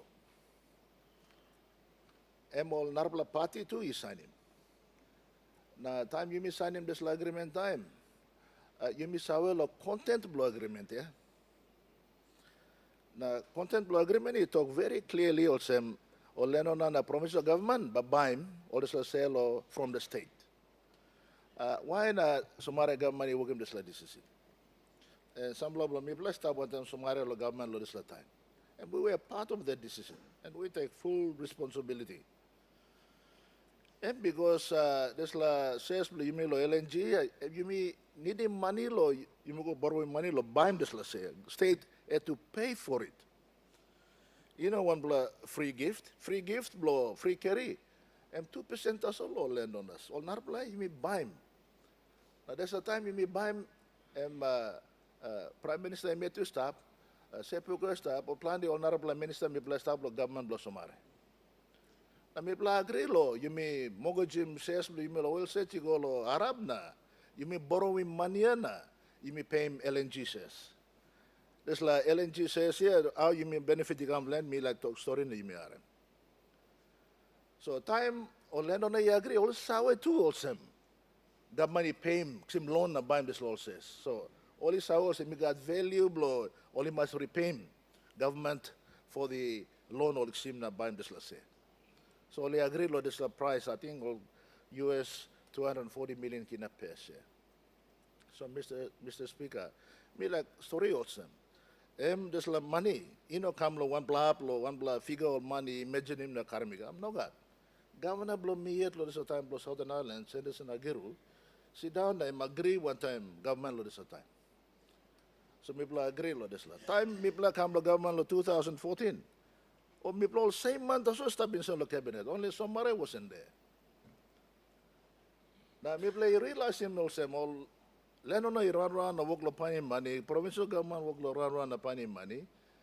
They could not borrow enough money because one, they did not have the assets, the capacity. Lo borrow him this la tribe la big la money. So cabinet in its wisdom, me decided also me by discounting this la price. It come down legally. I think it was discounted to 150 million kina US dollars per share. So time you may work in this land, me Tintin law ask him, Kumul Petroleum law vendor financing. Use him some revenue election there is a time law dividend, na tax, na plenty or royalty. Law vendor financing na buy him sales blow. Time law pay him this sales blow or land on the provincial government by buy him land. So again look also plan the agencies law government decide me task him to implement him all this decision. You know carry him out, na you missed out this level where now 2026 come up. Na Prime Minister and government plan, he decided but give him this share, he go all land on us. Because you may buy more the loan blow, LNG penis. I'm good, but you must announce him clearly. We are free gifting this share, he go land on a provincial government. You know, can tanem toki ko kamlo, Paul and Tintin Blolman are playing politics. Suppose that's like me benefit masigolo Landowners, well, let us transfer it properly. Give him all where now you saw plan the Landowners, he working good blow business, only arrange him good management skills blow, only set him a good blow organization. Now only working accountable way of doing their own transactions, only appoint him all director blow, good blow way. And all this man. Only ready to manage all affairs blow. Now, we know the inefficiencies, Losambla Olani manageable landowners in interest too. But all now, landowners like manageable something, all Governor Agirui took clear Kokopo. I remember very well. I'm not like me, all politician, work Logona manageable or something. And you must learn all Pablo money yet, the Pablo ground, the Pablo all natural resources, managing blow yet. Suppose you make him free gift, please, let him all go. Now, government or some low side low leadership low level, low province low me yet want them prime minister na honorable. Me like a serious conflict of interest. I'm line blue you me, I'm landowner blue you me. We can't sit in government and make decisions that are only going to benefit one side. We have to think about the entire country. So some of the time you may let them all this responsibility called Narvalaman, Petroleum Minister staff, Finance Minister staff, Treasury staff. This kind of decisions can be seen as we are making it transparent, accountable, fair to the nation. So me urging Prime Minister, suppose I'm like working this special vehicle Pepper Sego yet. You must rush me yet, a lot of this five provincial government want the more landowners managing law yet. And you mean to talk about benefit close to hundreds of billions of kina coming through. Landowners 2% free carry pennies, now only got another 4.27%. So 6.27% is, in my understanding, is a big money. The rest of the country, we're only going to get about 10% or less than 10%. I think you're supposed to be calculating. So even the country is making a sacrifice for this. Huge sacrifice. And this money, you can use them plenty or something, and you storyline now, yeah? So you may not can play politics too much. You may work right way, and a decision come up the right way. You may work that and you can move forward. Also, me talk with this. Me no got one cross one them. You may law government or outside man law or landowners na provincial governments you know can benefit. They must benefit. They must fully participate in the management of this. M1. Quickly, law issue blow elections. Me I'm a muscle some government like him free and fair elections too. Since 1964, you may, I think, self-government igam now, you may conduct him close to some 10 or 11 or 12 elections now. Now, it is proven that we are incapable of delivering a fair, free elections to our nation. It's proven. And, you know, no blame can go to any government, no blame can go to any one person. And you may ogata, behavior and a person blame him, you may clearly put him just like I and all issue, you may manage him good. Now, as Prime Minister Moglo Totoglo said, Mimi now Tanem Nupla page for 50 years. The country deserves a break. I think Yimi Maskaram Olmanlo, I tried to come in the management elections, believe me. Me, I'm Maslo Totoglo, Governor Blo Enga. When he said, I have an Australian PPC and he's starting to make a difference. Why am Moglo requesting this land? I mean, government at the time, approve him request plan because they were asking for immunity. And we could not give immunity to Australians and not to our own policemen and women. That was the contention. But I think government is now resolving some blah blah this issue in a working plan. And good play example straight. You must look, how only can come now you may. Run him this elections properly. You may change him returning officer closer. Put him all box equal side. This layer, suppose you may working work blue, you may give good empower right that's all. It creates mistrust, perceptions of corruption. Time you may come to this house here. Okay, the mountain was you may win, still not come inside of this house. We want to be elected properly. We shouldn't fear about losing. We are still young and strong. You can do other things in life. This is not the only job in this world. Let us do it properly and let us do it for our nation. It's demanding us to change. Let's put our country before ourselves. So, sambil tutup Prime Minister welcome land me amamas. People support him. But follow through. Nogan truma totok na, laram totok sanap natin, action blow me go lan arbla way. People sanap lo sa side, lo support him this law. So thank you through Mr. Speaker, lo give me legally time, lo work him legally grievance blow me. Thank you. Honorable Governor Blong. Northern. Thank you to Speaker. Lo give opportunity lo me lo raise all some issues. We got some issues which me too like contribute. Number one, lo grievance debate itself. I think we've been raising it before. It's all grievance debate plus a talk na plenty of good ideas come lo here na all months I express him.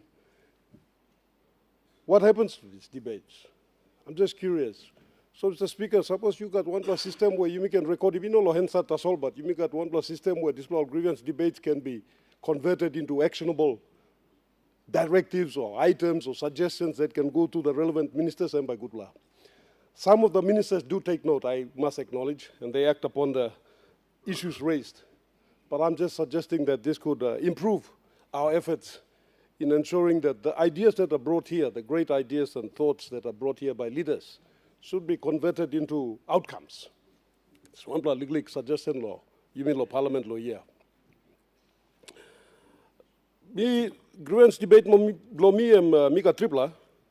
One plan me like talk law, it's a situation where Governor Bloenga and Racing law, where I'm got one plan, I'm looking at some performance, law PPC Bloen now, it contributes significantly, law and order, law province plan.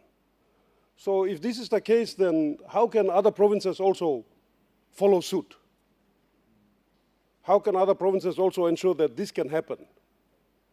That we too can get, say, foreign assistance?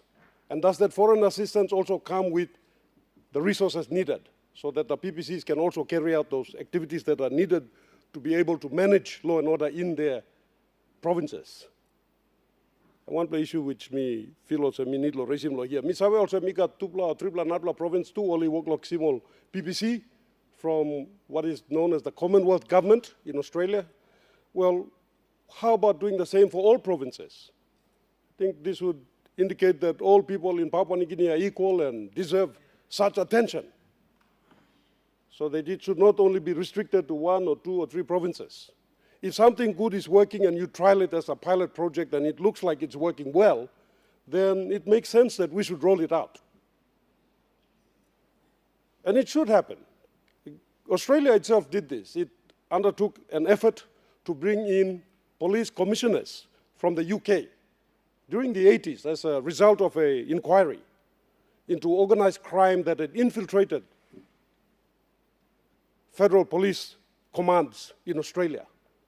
And to address that, what they did was they brought in police commissioners from the UK over a period of time, perhaps 10 or 20 years. And they rebuilt their commands to get them up to a stage where it was acceptable to the people and other stakeholders that law and order was being effectively managed. So Australia, a developed nation, did undertake that effort. So we can do the same. And if it's working well in Enga, then let's see if it should work well in other provinces. But not only bring in PPCs from Australia, but also ensure that the resources that they need to be able to manage law and order are also granted, such as, for example, giving block grants, et cetera, et cetera. Because law and order now is the fundamental problem confronting us as a nation. Everything else that we would like to do, all the economic development that we are talking about and dreaming of, this will all be impeded significantly if we do not make the effort to address law and order. So what I'm saying here is to, with what Governor Ipatas is doing and what he has reported on, and other provinces are fortunate to also have, all people in Papua New Guinea are equal, and they all deserve similar services, similar attention. So why not make a decision and say, this is working, let's roll it out throughout the whole country, bring PPCs for every province. And while that's happening, we overhaul our police force. Our police force needs assistance, significant assistance. For example, and this will lead to my next grievance debate subject, which is the subject of transnational crimes. A major problem, not just in Papua New Guinea, but in the region. In fact, just recently, I think in Vietnam, 2 Pacific Islanders were apprehended for carrying out a hit, we'll call it that, in Vietnam as a result of a gang war that's taking place in Sydney, in Australia, involving Pacific Islanders. Pacific Islanders. You'd be surprised that we are now right out there in the world known as getting involved in these activities, these transnational criminal activities. But they're happening right in our back door. All you have to do is look at the news and you see what's happening in Fiji and Samoa and Tonga with drugs coming into our region, and growth of transnational criminal organizations and entities throughout the Pacific. How are we countering that in Papua New Guinea? They're already here. The intelligence assessments that were propagated some 20 years ago warning about this situation, well, that's happened. Those transnational criminal organizations are now here, well established, well entrenched. Papua New Guinea is not just a transit point for drugs, by the way, in case you're wondering. It's now a manufacturing hub. This may come as a surprise to you, but it is. And much of these funds are now being channeled into legitimate businesses. Legitimate businesses. And that is why we are on the radar of the international organizations, and that is why, one of the reasons why we're on the grey list. Because that's happening. Transnational criminal funds, the proceeds of of these criminal activities are now being funneled and channeled into legitimate businesses, investments, hotels and casinos and things like this. How are we going to counter this? I know that the transnational crimes investigations capacity of the police is not what it once used to be. So we need to address that. And I understand that the good minister is making a significant effort, but he needs the support of all of us, especially government, to put more funds into overhauling the police force and ensuring that we do have this capacity so that we can address these growing transnational crimes that are wreaking havoc in our country, in our economy. The transnational crimes are the most destructive crimes ever.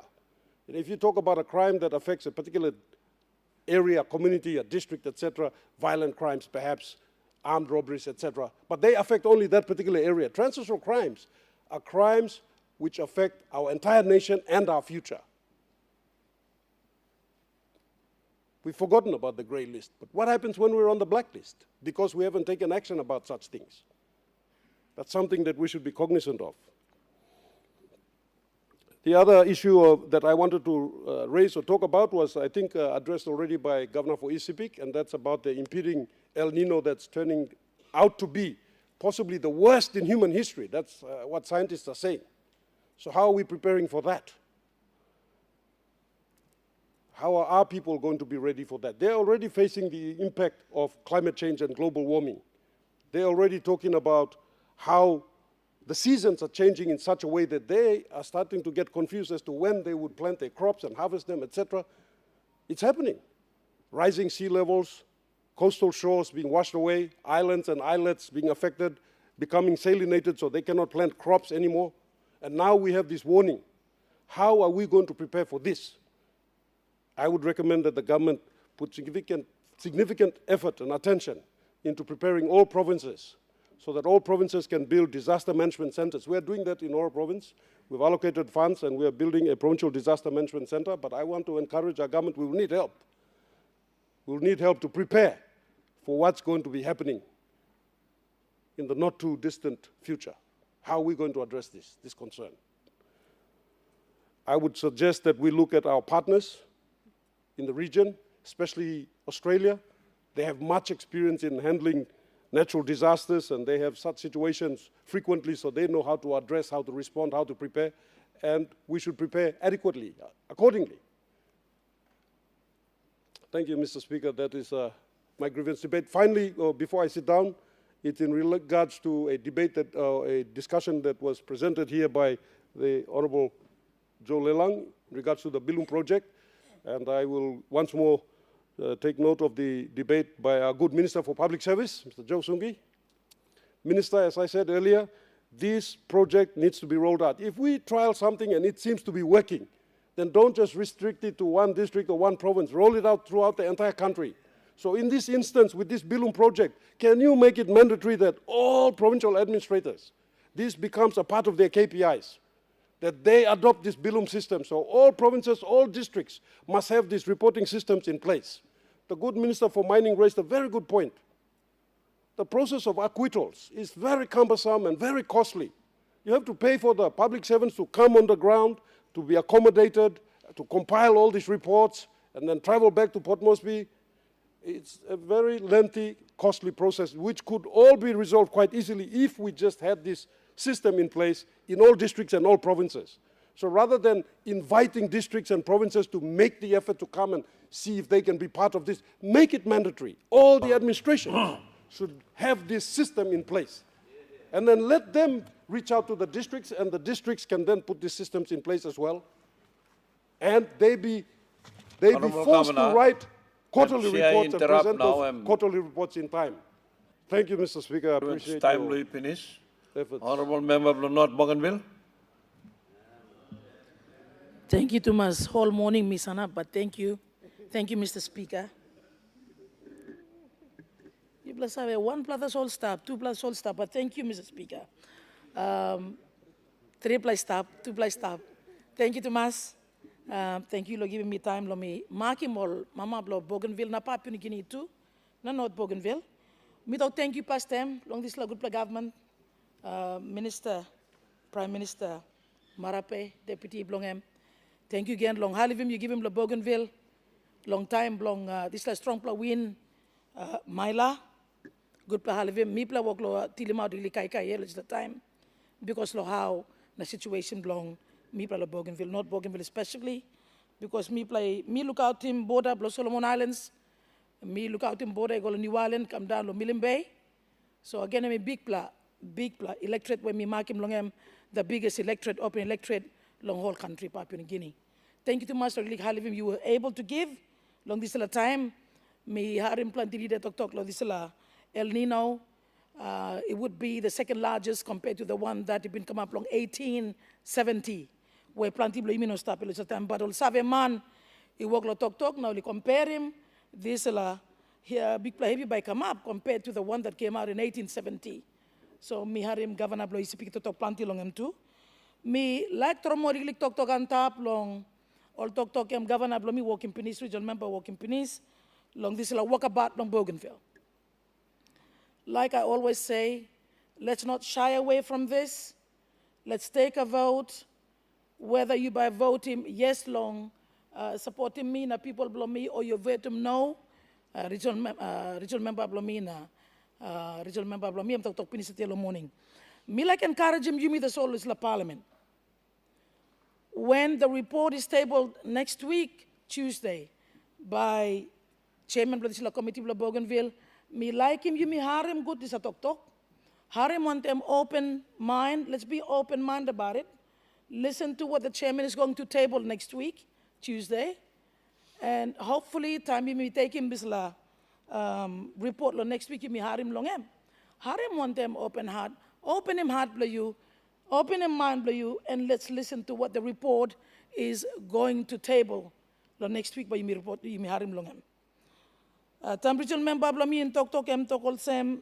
If we are going to vote a yes, but you vote him yes blow one something. But you vote him yes, long good press him down long behind time. Long tupla, Bougainville and Papua New Guinea. Time you vote him no blow you by bring him one good pla, by bring him one challenge come inside. Long me yet, me save talk lo this la. It's an issue that me like him all get elected members, long this la parliament, long Papua New Guinea parliament, long you me it must take him vote, an honest vote. An honest vote. If you vote no, long this is the time. Long want him something true, but you vote no as an elected member.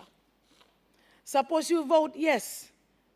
Where me play Bougainville like him, but me play look him vote yes. And long want him, why but you vote yes?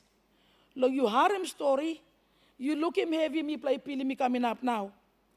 Vote blow you lo yes, and by God big play half him. Long sit down him good, this relationship na may long Papua New Guinea and Bougainville. Suppose you vote no too. Vote no blow you by meaning one and something. So long time me sanap lo here, me like him. You me all get sit down lo here. The parliament that made a decision long how much Christmas ago in 1989, you sabe, me no can repeat him story. You know what happened on Bougainville. Suppose you know clear good, find time to understand what happened in Bougainville. Find time to come up with the figures of what atrocities were committed on Bougainville. Find time this weekend. Long you go stop on the party blow you. Now you scale him which direction, which way are you going to vote? But you vote no or but you vote yes. Suppose you vote yes. And me no meaning what somebody you losing thing lo me. And begin near. You had a responsibility, you will continue to have a responsibility, lo make him sure that Bougainville and me work about good. There is no way but you cut him one umbilical cord you got long Bougainville. We have a responsibility. This parliament, this nation has a responsibility. Lo make him good Bougainville. Lo make him good Bougainville. Me repeat him, lo make him good Bougainville. You vote no, no blow you, and by meaning on him. Suppose you vote no. Na planti go lo site lo no. But you bla brusi me na go lo no. No blow you by meaning on him. So lo me yet, me sanap lo here, me like talk again. Have him time to pray about it this weekend. Have him time to meet with Bougainvilleans that will be your friends and your families. Listen to their stories. Make him time to sit amongst yourselves and seriously think about which way by you vote. Like me play talk long time you me mo kokisi go bung long last parliament session. And I said, let's take a vote. Which way the vote is going to come out in Legislative Chamber, take a vote. You may not wait. Let's make a decision. I would love to see this parliament, this government. You go down the history that it was a parliament that had the strength, that had the decision, that made a decision to be able to bring to the floor of parliament this 98.7 vote from people of Bougainville. No can let him not parliament come and vote him.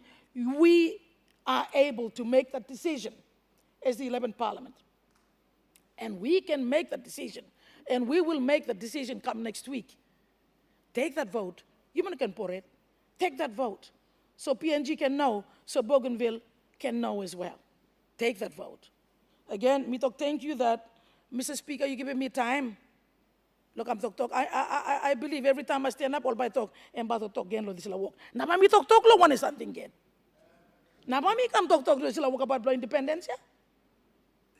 Now you less lo harim lo on them because this is the parliament that made that choice.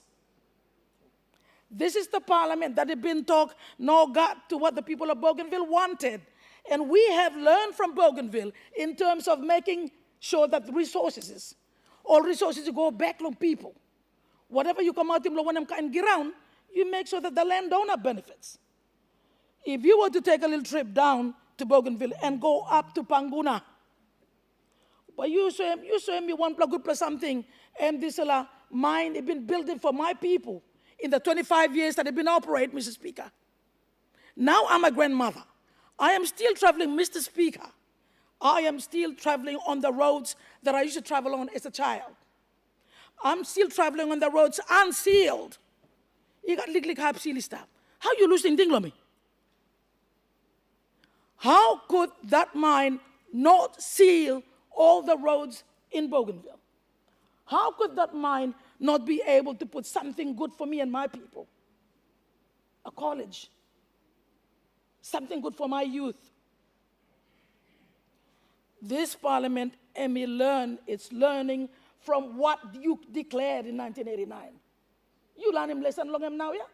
But I had to lose 25,000 plus lives for this nation to learn.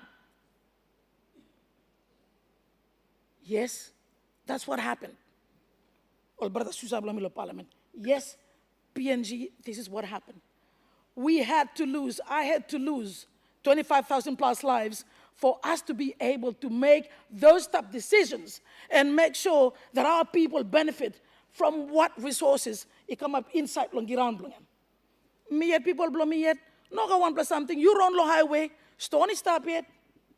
Now time me talk lo bridge crossing Buka passes, everybody thought, what a stupid woman to be raising that stupid question. It is a question that by me behind him yet. Give to Bougainville something and we can talk. At least someone cares. At least if you voted yes when it came, supposed to come to Parliament, and by so me, at least someone cares. Vote for me. Now you walk about one time me. Long you me send down good people blow you me. Now send down good this la passing papa mama, passing family inside. Na namer long PNG na Bougainville. Me no come lo come talk cross me talk. Barely see by start one thing you me this weekend.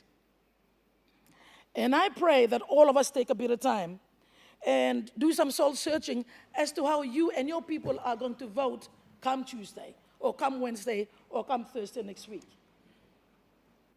Me ask him again before me sit down. Me like him barely see blow you, honesty blow you, love blow you, your compassion when you listen to that report next week to be tabled by my chairman, Honorable Marat. Vote blow you, yes or no? And people belong Bougainville by Isave Longem. People of PNG too, all by Isave Longem. How you vote him? Like blow Shusa blow you, like blow Papa blow you, like blow Mama blow you, na family blow you inside of Bougainville. You na protocol sem you know Salo Bougainville.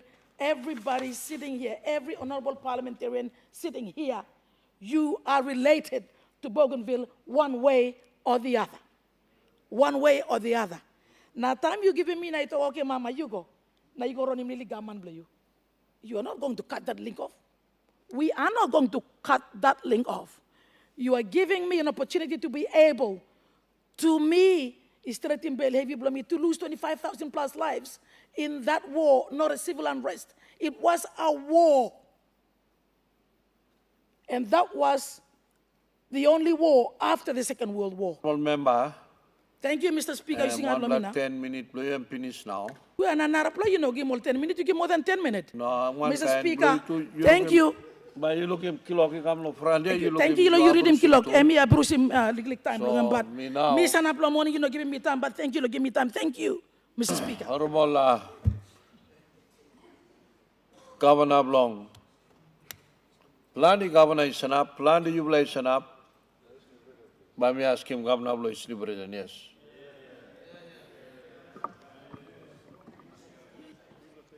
Right, thank you. Thank you, Speaker Long. Look, Sawe Long. Iblato line long is nibidan. Thank you. Iga toka masa so long lo mi long. We me like talk thank you lo makimo line blo mi bla lo province. Lo recent disaster mi bla bina go through longen mi la wogim really talk ta sol. Pass them through me like okay, people talk, thank you. I today acknowledge and sincerely thank the national government, development partners, disciplinary forces, and the wider corporate community during the recent disaster, cyclone, a tropical cyclone Mila, which is in Misawa Penisi province of Mipla. On behalf of the province, the people of East Nibidan, I extend heartfelt appreciation to the national government through the National Disaster Office. Honorable Dr. Billy been in contact on the Mipla place. The PNG Defense Force, police, Mipla, health workers, emergency responders, and all frontline personnel who stood beside our people during the most difficult period in our province's history.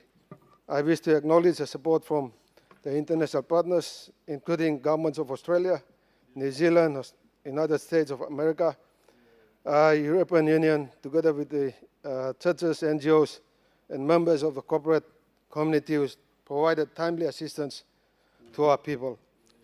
Sadly, East Nibidan, this time been losing 12 lives as a result of the disaster. One from Abau, one blah blah Kokopo,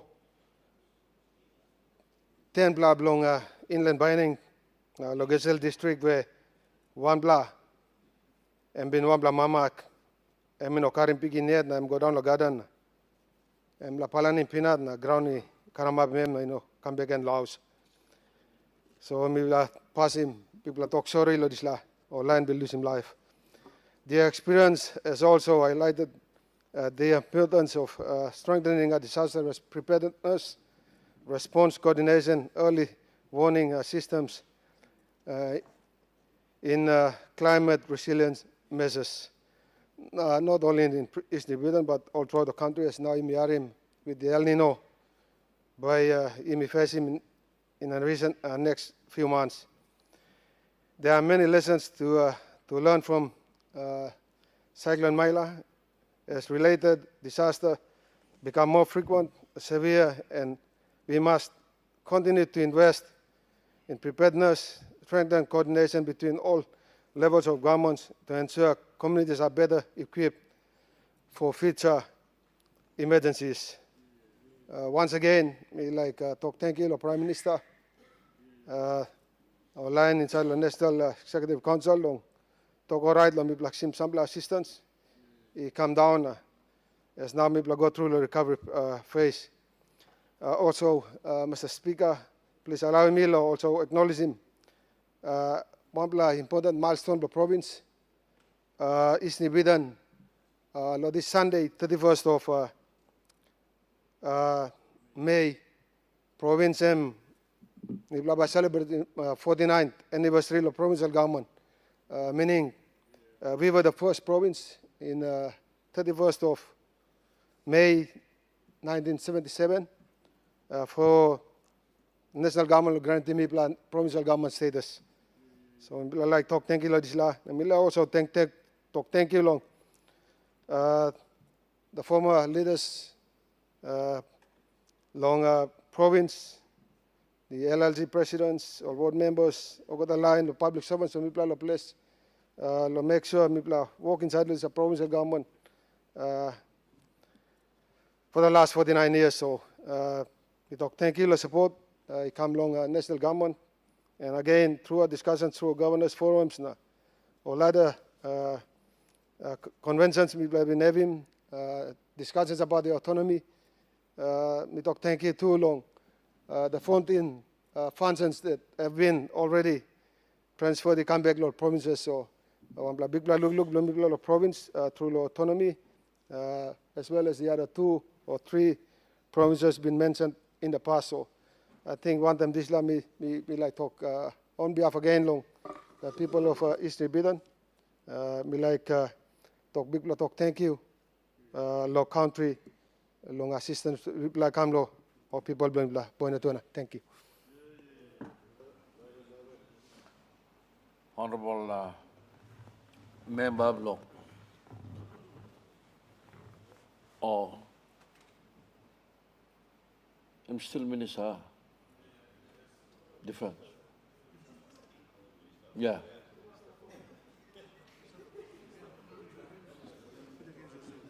You.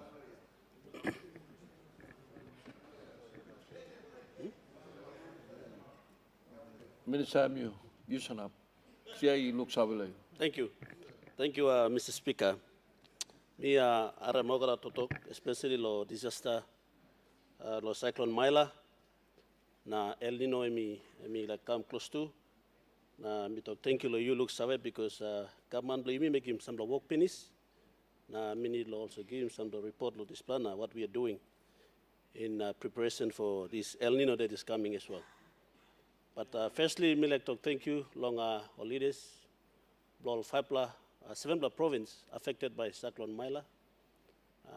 We work very closely together with the national government and the provincial government and our leaders to attend to the effects of that cyclone.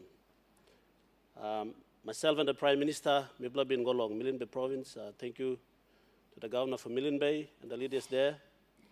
Mibla Go, Misima, Budi, Alatau, Golong Russell Islands, good enough, Na mipla looking effects blo this disaster. And very serious and very severe. I would like to also pass sincere condolences to those people who has lost their lives in this disaster.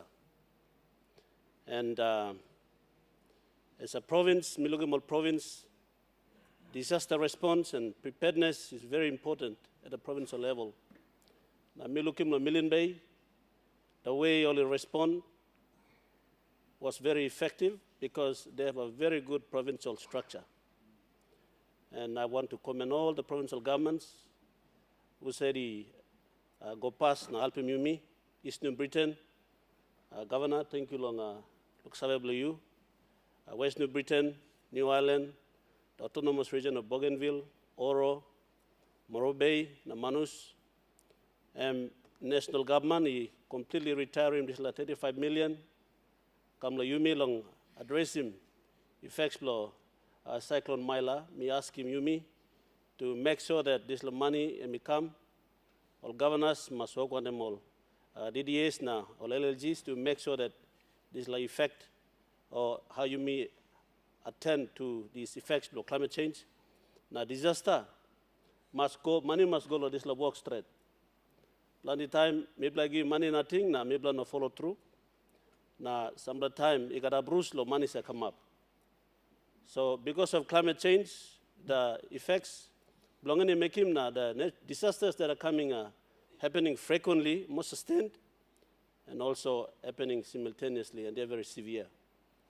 You mean abusive cyclone Mila, and now you mean talk long El Nino and Bakam.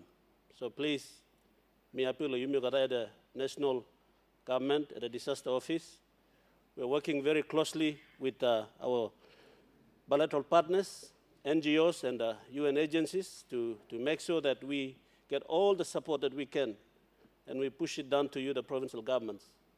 That is how our law has been set up so that at the district and the local level and provincial level, the first responders are the provinces and the districts. When there is a natural disaster, the provincial administrator becomes the chairperson of the disaster committee.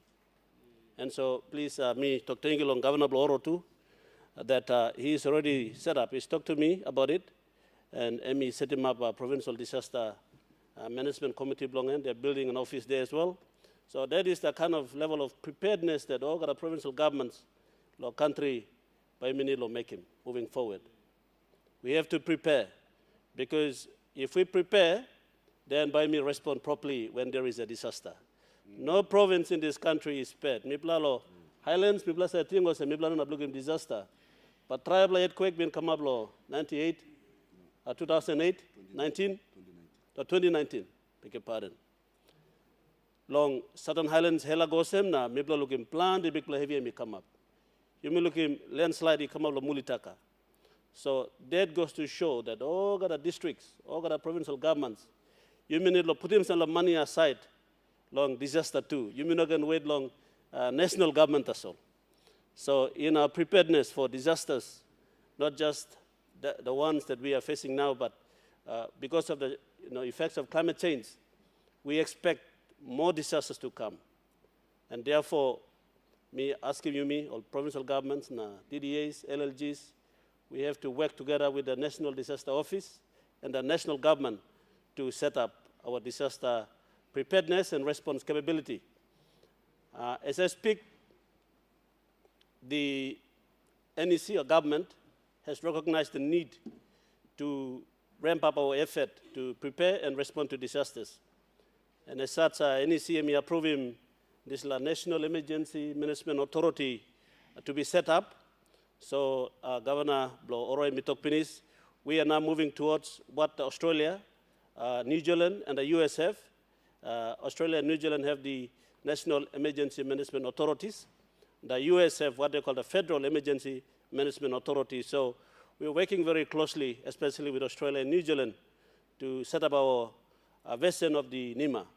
And the bill is ready, committee has been set up, NEMA bill is ready, and the policy that goes with the bill is also ready for tabling on this floor.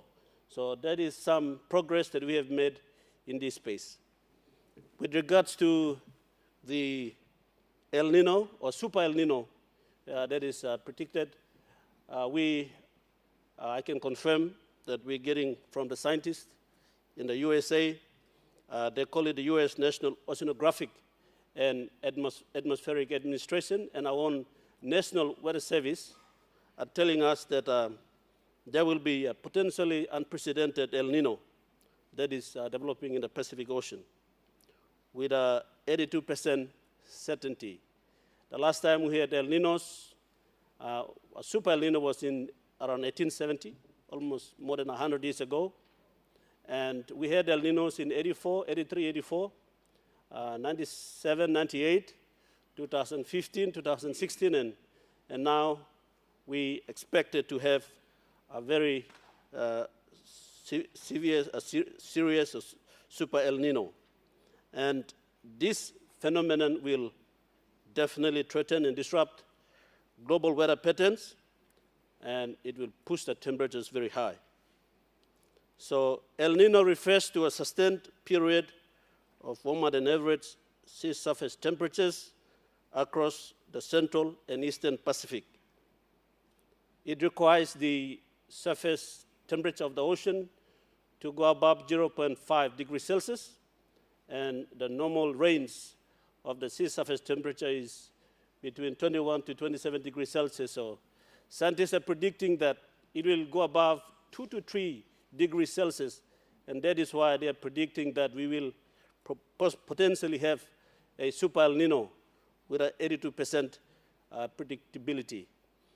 This will happen somewhere around June and July. It will peak November, December this year, and going towards January, February, and March of 2027. It's with a predictability of 86%, so it is most likely to happen. So what are the consequences of a Super El Nino? It causes catastrophic global weather extremes, including severe droughts, intense heat waves and wildfires, tropical storms and flooding that inflicts trillions of dollars in economic damages across the world, and PNG will not be spared. So in summary, El Nino is likely to emerge soon and will continue through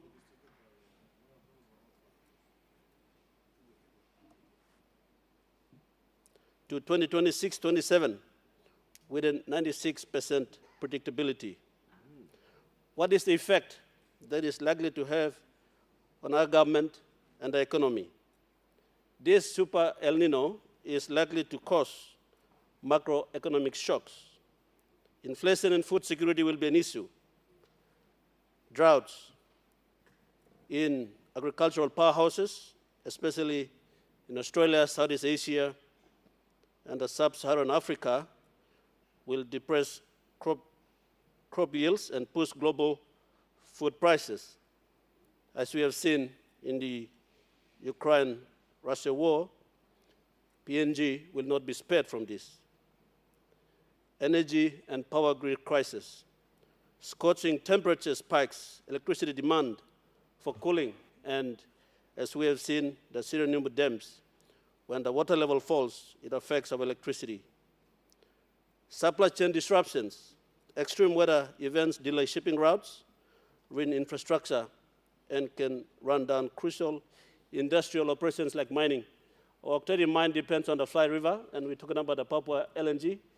They're also depending on the Purari River as well as a form of transport. And so those operations will also be affected. So what are we doing here as a government and by the National Disaster Center? Per our standard operation procedure, Mr. Speaker, we have activated the Early Action Protocol, and officers from the National Disaster Center have... Honorable Minister, MCA interrupting you now. Good plan, no good, you must prepare one blast statement, ni pass through the Slana. You can present in the Parliament next sitting. I mean, the Parliament, but me interrupting you now, say interrupting you, time finish, time to standing order it all same too. So now, by CME, propose him that the grievance be noted. Those in favor say aye. Leader of Government Business. Mr. Speaker, I ask leave of Parliament to move a motion without notice. Is leave granted? Leave granted. Minister, Leader. Mr. Speaker, I move that the leave of absence be granted to A, Mr. Lucas Dekena, Minister for Education, B, Mr. Theo Pelgan, Member for Nawai Open Electorate, and C, Mr. Akime Gurushau, Member for Daulo Open Electorate, for the decorum of this meeting due to ill health. The question is that the motion be agreed to. Those in favor say aye. Those against say no. The ayes have it. Leader of Government Business. Mr. Speaker, I move that Parliament do now adjourn until Tuesday, 2nd of June, 2026 at 10 o'clock a.m. Question is that the motion be agreed to. Those in favor say aye. Those against say no. The ayes have it. Honourable members, before me adjourning Parliament, me like talk sabe lo imi lo om le lig talk sabe ta song. Talk sabe me all sem. Me believe you me all the member no like looking all sem. Parliament precinct o area blo Parliament ni mapol se 11 street lo boroko laga. Boroko pot mos mi all sem time mi to all sem em boy pulap lo desla. Mi kam na mi lukim plandi o sambla blo imi member iwo lo kai boy inside lo precinct lo Parliament. Na time you make him plan the old driver na all support staff lo email come to only walk him to. Na me just like reminding you bla also section 108 lo constitution beni bla oksim na kandim. Subsection 1 blo em dok speaker am responsible lo keep him precinct lo Parliament, look out him controlling precinct lo Parliament by another act of the Parliament, also Section 15 and 16 of Parliamentary Powers, the Privileges Committee Act. Speaker got this la power. Can directly musad man remove mem lo president lo Parliament musad in a member of Parliament. Now you don't have shame go lo court lo display. So now me walking to say talk sabe, but me walking again talk sabe lo 2 day can time you me come. Parliament come sit down, same. But me ask him, or say me all to the member, he may respect him this fly stop. Now all of South to blow Parliament, kus one more line blow into plenty time, me sabe, make him document paper some lapidis. Loli keke boy na smoke lo Parliament. But time you me leader walk him, I'm all two look him, now like make him because you me leader make him ah. So one them this fly. Parliament now is adjourned. Equal at 10 o'clock morning long Tuesday next week.